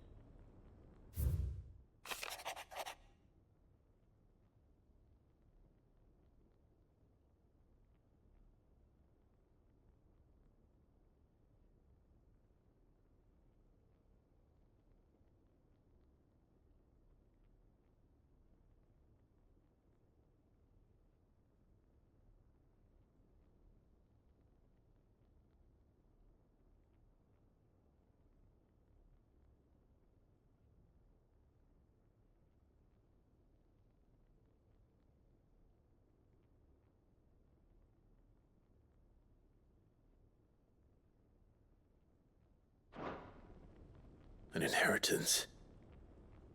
It would seem the late Archduke penned this missive shortly before his passing. The day before we left for Phoenix Gate. What are these plans he spoke of? His plans for the duchy, Your Grace. Your father entrusted them to my predecessor, the former bearer of the Burning Quill, who entrusted them in turn to me. The complete emancipation of bearers is their stated aim. But your father's dream did not end there. His Grace also spoke of building hospices to care for those stricken by the curse, and the founding of a new university to further the development of non-magical technologies. With the blight spreading ever more widely across the twins, Archduke Elwyn saw this as the only means of securing Rosaria's survival. He wished to see men and bearers treated as equals. To see centuries of common wisdom overturned. Small wonder he did not think it achievable within his lifetime. But he thought it achievable nonetheless. Had he not, he would never have written this message. Nor would he have entrusted his vision to his most faithful aides, those who would have stood with you, shielded you from the machinations of the less benevolent personages at court. It's a pity only they are still with us. 'Tis true that those most loyal to your father were the first to suffer the Duchess's wrath. But one at least remains, and she has come bearing gifts. What do you mean? Mayhap it is better that she explain, my lord. After all, the duties entrusted to me by my predecessor extended only to recovering His Grace's will and arranging a meeting with the one who might execute it, or a part of it, at least. And where is this woman? She awaits you in the archive, Your Grace. Thank you, Cyril. Shall we then?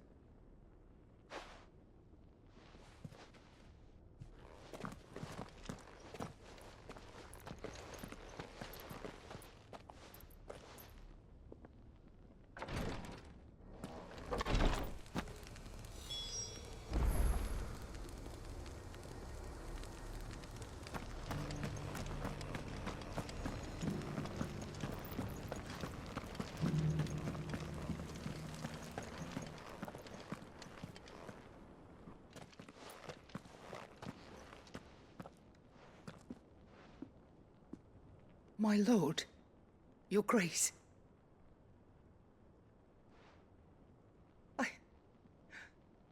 hardly recognize you. I am Goditha, retainer of House Rosfield, loyal servant to the Phoenix and his shields. Your father, the Archduke Elwyn, entrusted me with the delivery of a gift. I only hope you can forgive my tardiness in bringing it to you. Lift up your head, Lady Goditha. You have our gratitude for your service to our house and to our father. I merely did my duty, as any proud Rosarian would. My lady, perhaps you could explain a little more. What exactly is the gift you bring? As I'm sure you know, it has long been the custom for the children of House Rosfield to be presented with certain keepsakes upon their coming of age. Indeed it has. Our father often spoke of the day when our turn would come. And had he lived to see it, he would have presented you with the treasures I bear. Matching armbands for you both. Alas, he did not live. Indeed, he was taken from us even before they could be completed. He had intended to claim the Heartstone with which each armband was to be finished himself, but it was not to be. And his gifts remain incomplete. I see. It saddens me to bring them before you, as they are. It was your father's wish that you be presented with the finished articles, not these works in progress. But with his grace long since gone, and the stone left unclaimed, I had little choice. You are grown men now, and his house is yours. And while I would not presume to insist upon your claiming the Heartstone in his stead, I know that nothing would have pleased him more than for you to do so. Thank you, Lady Goditha. What say you, Clive? What else? Of course, my lady. May our father's will be done. Oh, I am much obliged. Do you know where we might find this Heartstone, my lady? I do. Though it may be a matter of a good deal more than simply happening upon it. It is found in the bellies of elder griffins, you see. We do at least know where to find one. A certain specimen has made its nest in Titan's Wake, not far from here. A certain specimen? You are most perceptive, Your Grace. In answer to your unspoken question, yes. In fact, this is the very same beast your father meant to slay. I have been tracking its movements since you were but a boy. Were you to slay it in his stead, as men of House Rosfield, it would surely make your father proud. What say you, Joshua? What else?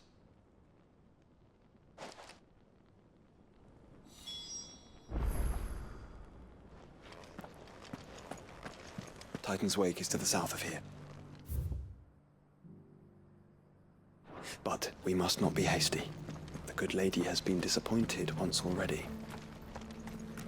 Opportunity beckons. Who among you is bold enough to heed her call?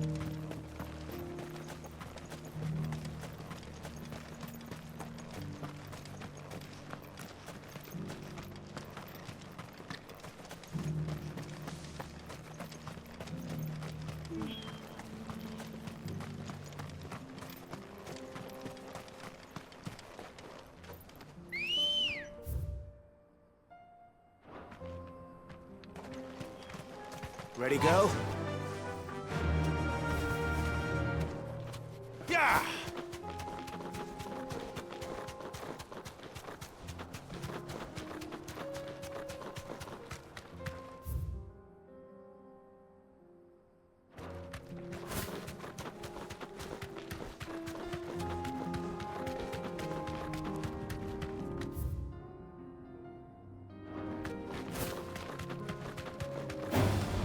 Time to fight.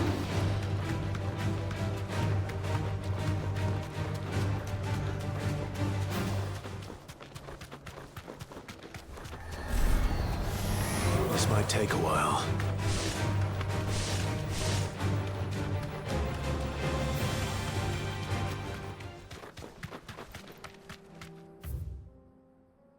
Eyes peeled, Joshua.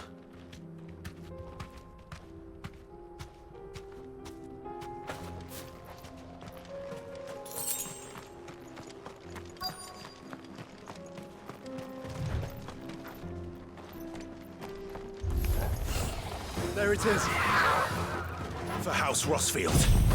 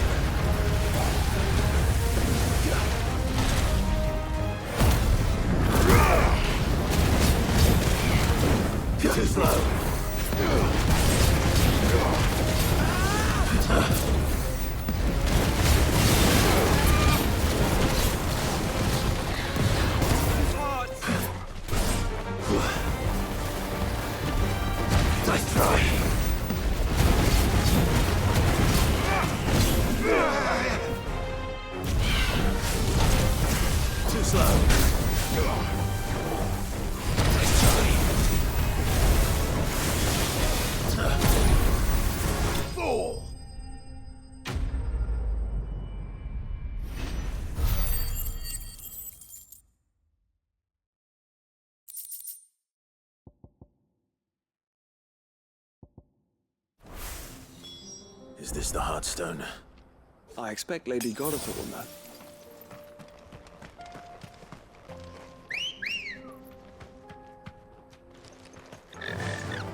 Fly, Ambrosia!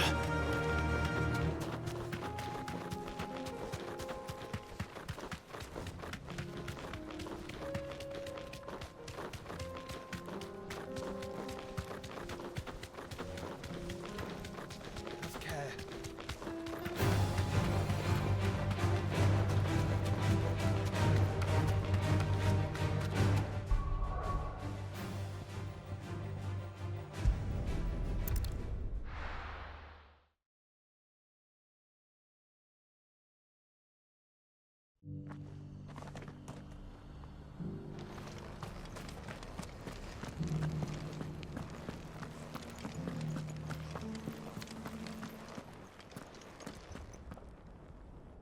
Oh, thank the Founder you were safe.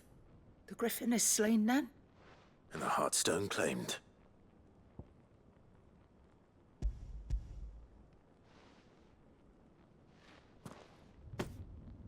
Yes. This radiant luster, like frozen flame. It is just as your father described it. Thank you, my lord. Your Grace. Your father would be so proud. Lady Godotha, the lapidary is ready. Thank you, Cyril. I will be with him shortly.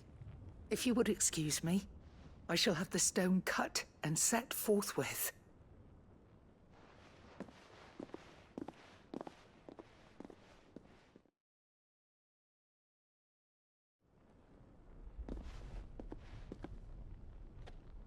The armbands are complete. Pray, take them. They are yours, after all. Heartstone is harder and more enduring than garnet, or even ruby. It symbolizes unwavering will and devotion. And the graven vines encircling the stone represent the unbreakable bonds between you. It's a message. Father knew we had enemies both inside and outside the duchy. Enemies who would thwart his vision. Only with unwavering devotion would it ever be realized.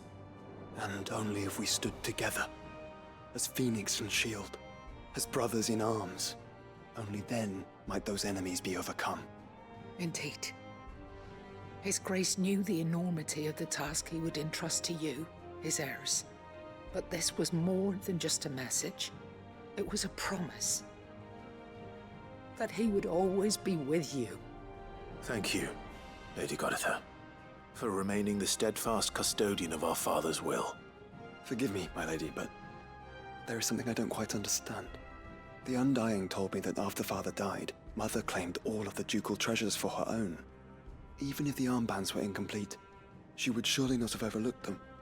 So, how were you able to keep them from her? Because I was the keeper of the vault. Though I was but a lowly servant, your father spoke to me of his intentions for the bands, of the deep love he had for both of you, and his hopes for your future. In the days before the disaster at Phoenix Gate, I discovered that the Duchess had ordered her jewelry be sent away from the castle. It was then that I knew she meant to betray us. I tried to warn your father, but it was too late. When word of the fire reached Rosalith, I knew my time was short. So I took up the armbands and I fled into the night. And thank the Founder you did. Yet my duty to your father was incomplete. Not knowing what else to do, I followed the Griffin, thinking I might claim the Heartstone on its passing. And so my pursuit continued, until Lord Cyril appeared before me. He informed me that His Grace's will had been recovered, and that his sons were alive and well. Lady Godotha, on behalf of my father and all the people of Rosaria, I thank you for your loyal service. As do I. Thank you, my lord. Your Grace, for coming back to us, for giving my service meaning.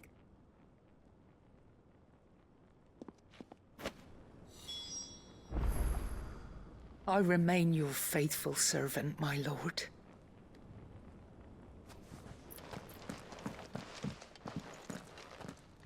bands suit you well. It must be gratifying to finally receive the inheritance that was denied you for so long. It is. And we thank you for the part you played, Cyril. If you would permit me to play my part a little longer, might I suggest that you make your way to your father's memorial atop Hawk's Cry Cliff? Let him see that you have received his blessing, and that his vision lives on in you. I suppose it would be churlish not to. What do you say, Clive? Shall we pay Father a visit? I think we should. I was hoping to be able to offer him my thanks before we left for Origin. Your father's helm is enshrined there. It has been since the day we recovered it from Phoenix Gate. I prithee claim it, for it too is a part of your inheritance, and I do not doubt that your father would prefer it in your hands than perched upon some lonely rock. Thank you, Cyril.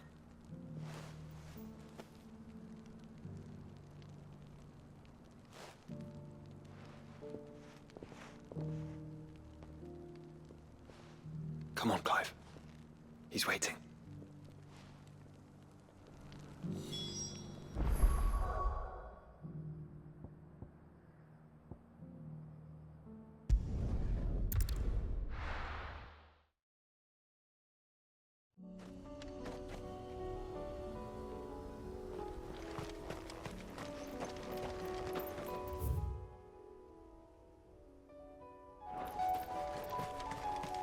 Unwavering will and an unbreakable bond. Do you really think we're strong enough? To save the world? Of course. To have overcome Father's political enemies? Of that I'm less certain. Especially knowing what we know now. What Mother was truly capable of. But perhaps these bands would have helped. Knowing he was with us would have made all the difference.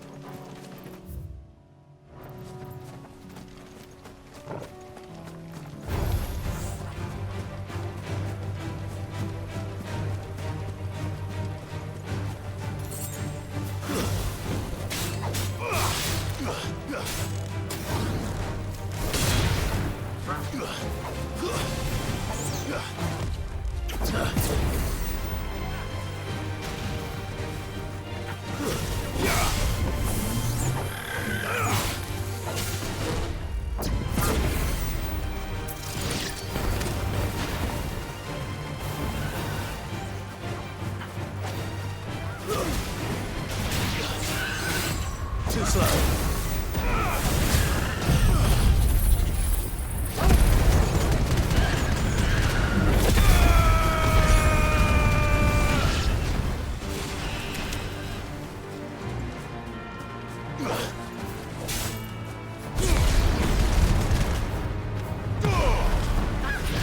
Nice try.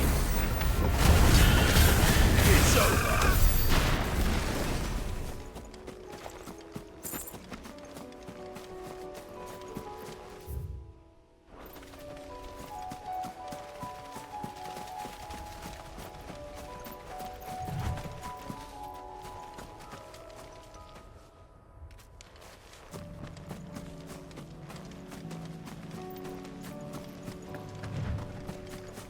It's just back there.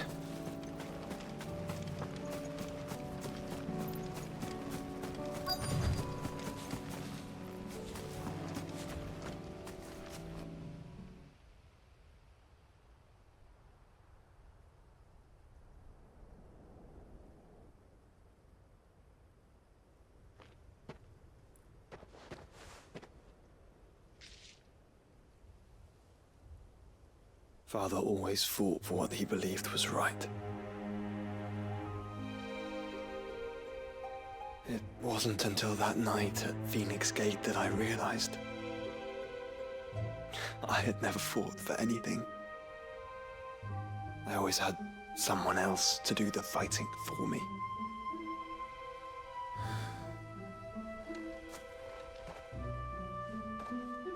No matter how fate conspired against him, he never lost heart, never looked back. never stopped fighting.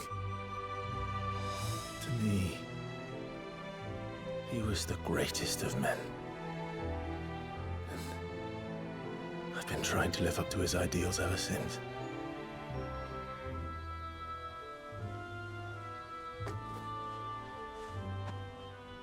We all have, Clive.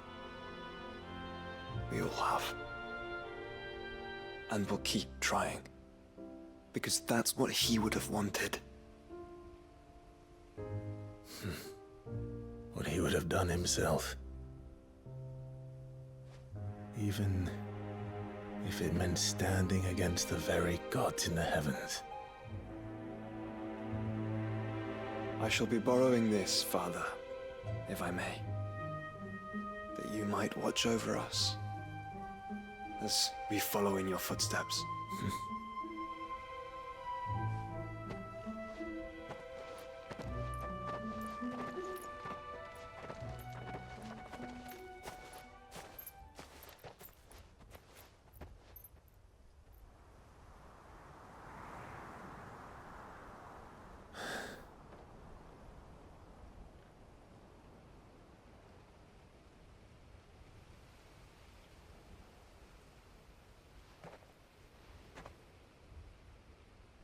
We won't lay you down.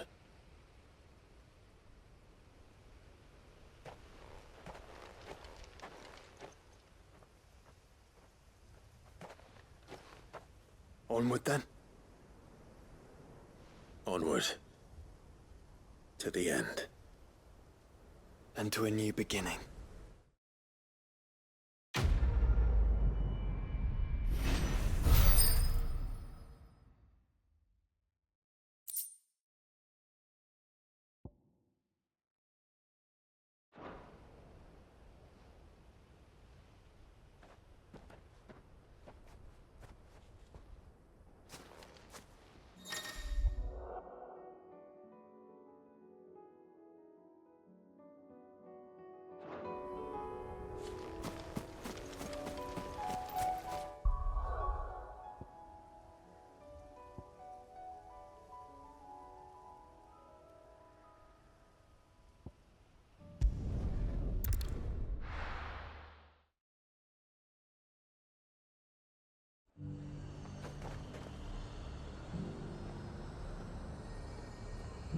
Nazaire might at least have mentioned where in Northreach he'd be testing this recruit. Here in Northreach. That's what I heard.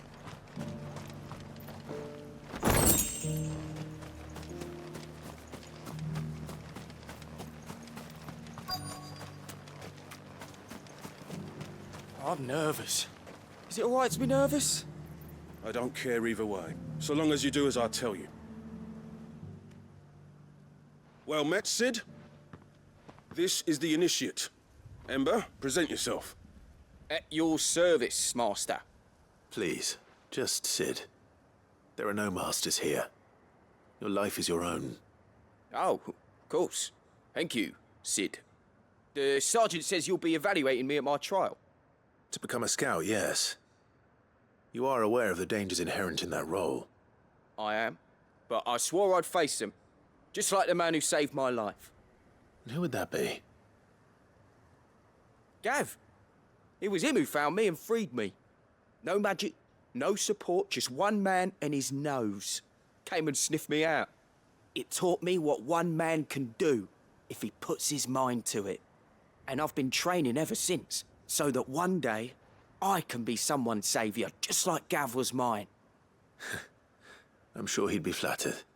You clearly have good intentions, Ember. And it sounds like you're under no illusions. Stick to this path and you'll make a fine Cursebreaker. So, what? Have I passed? You haven't even started yet. Now listen.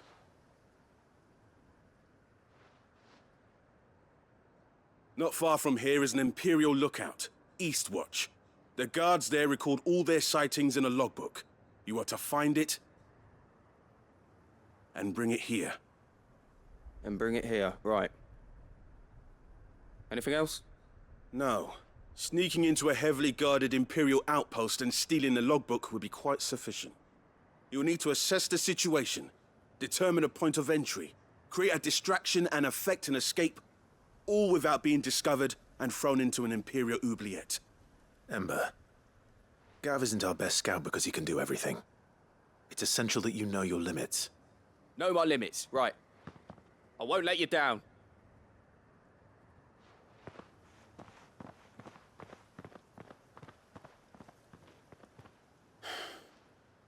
It shouldn't be as dangerous as I made out. But keep a weather eye on him all the same, would you? On my way. All right, Ember. Impress me.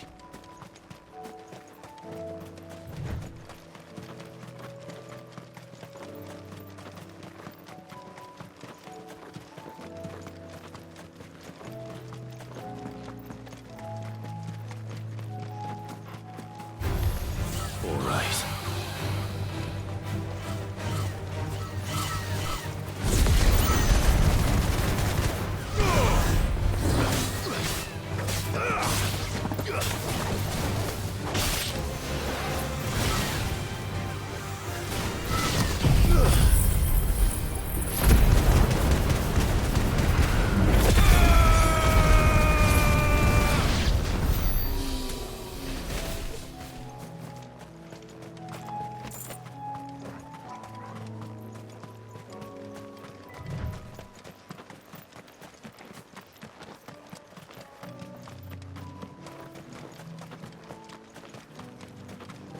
These are clean kills. Perhaps young Ember really is ready. Or maybe not.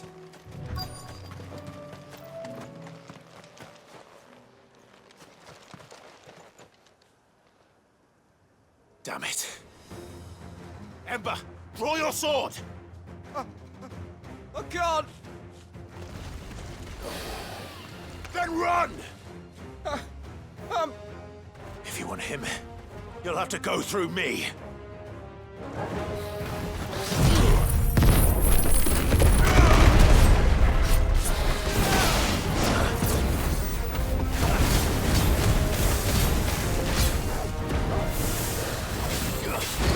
Nice try.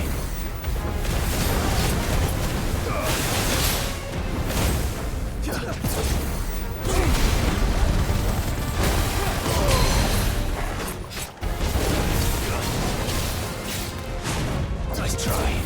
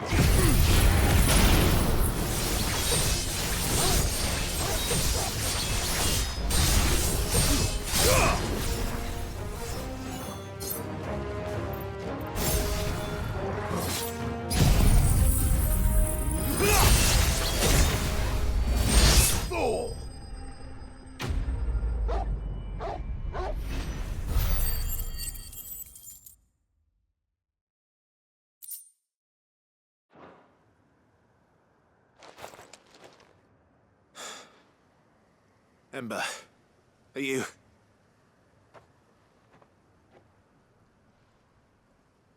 Gone. Of course. Scouts really are a rare breed. Back to Northreach it is then.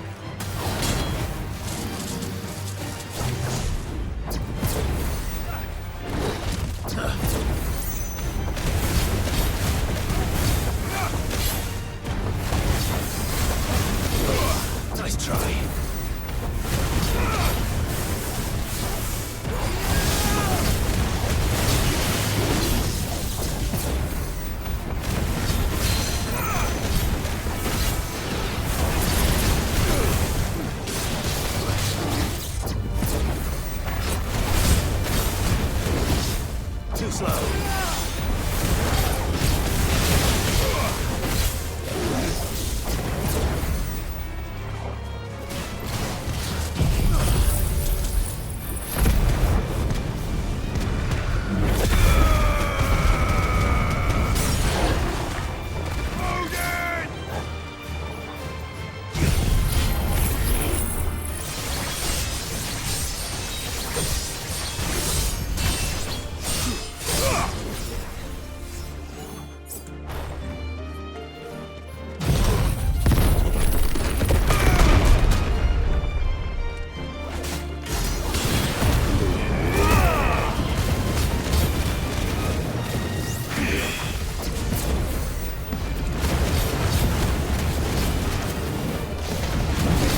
Too slow.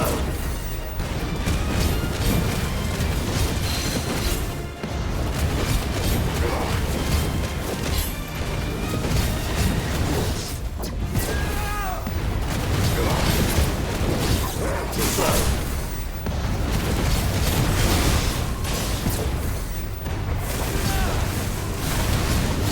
Nice try.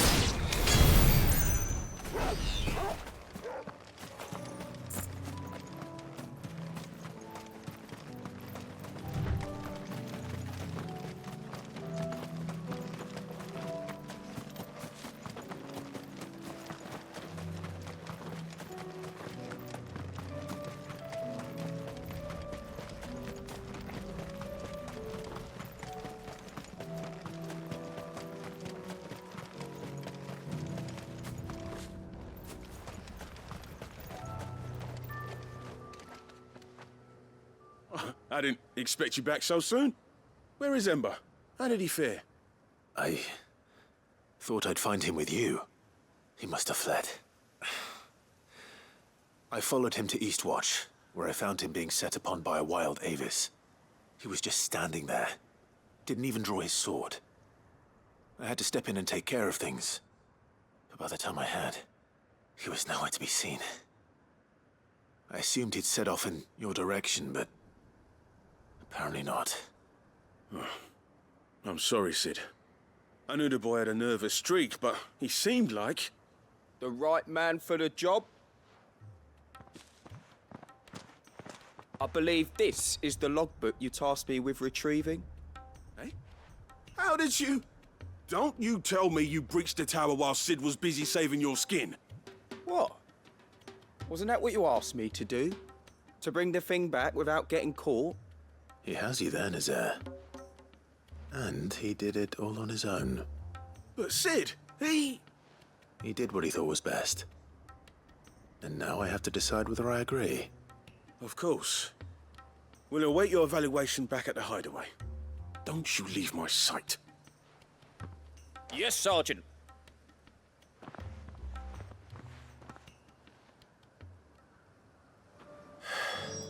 This won't be an easy decision.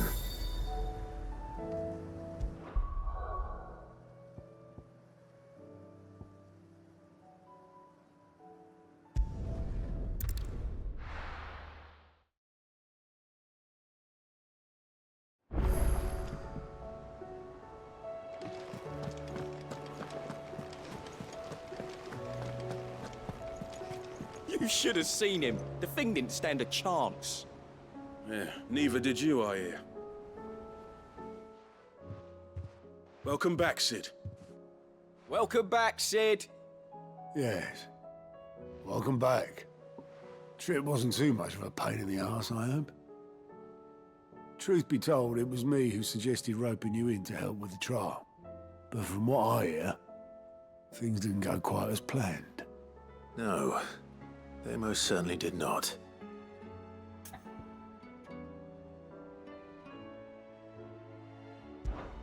Ember lost his nerve in the face of a beast of prey, but he didn't lose heart. He pressed on, and he achieved his aim. And is that not what we ask of our scouts? Indeed it is. Thank you for your honest appraisal, Sid. The fact remains, however, that Ember will not always have a battle-hardened warrior on hand to pluck him from the jaws of peril. All I have gleaned from this trial is that without someone watching his back, Ember is little more than a liability. Wait, Sergeant. Ember still has much to learn, it's true. And this time he was found wanting. But I'd say he's due a second chance, nonetheless. After all, he did do as you asked. With a bit of hard work, any hand can be made to hold a blade, and any mind can conquer its fears. But a scout's nose is different. You've either got one, or you ain't. And by sniffing out that log, young Ember here has shown he has a conch and a half. Wouldn't do to waste it now, would it? Fine. One more chance. I'll do whatever you ask.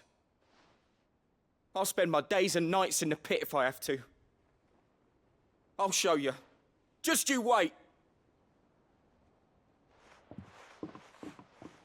Daft as a brush, that one. But his heart's in the right place. Just like someone else we know. And if you ask me, we've been leaning on him for far too long. That time the curse breakers took some of the weight off his shoulders, I reckon. It couldn't hurt. Just don't tell Gav I said so, will you? I won't have him thinking he's been hard done by. Next thing you know, he'll be asking for a day off. Chance would be a fine thing. Back to work. Forgive me, Sid. This did not play out as I expected. Things really do these days. But that's why we need men like Ember more than ever. Men who can make the best out of a bad situation. Remember that. I will, Sid. Thank you.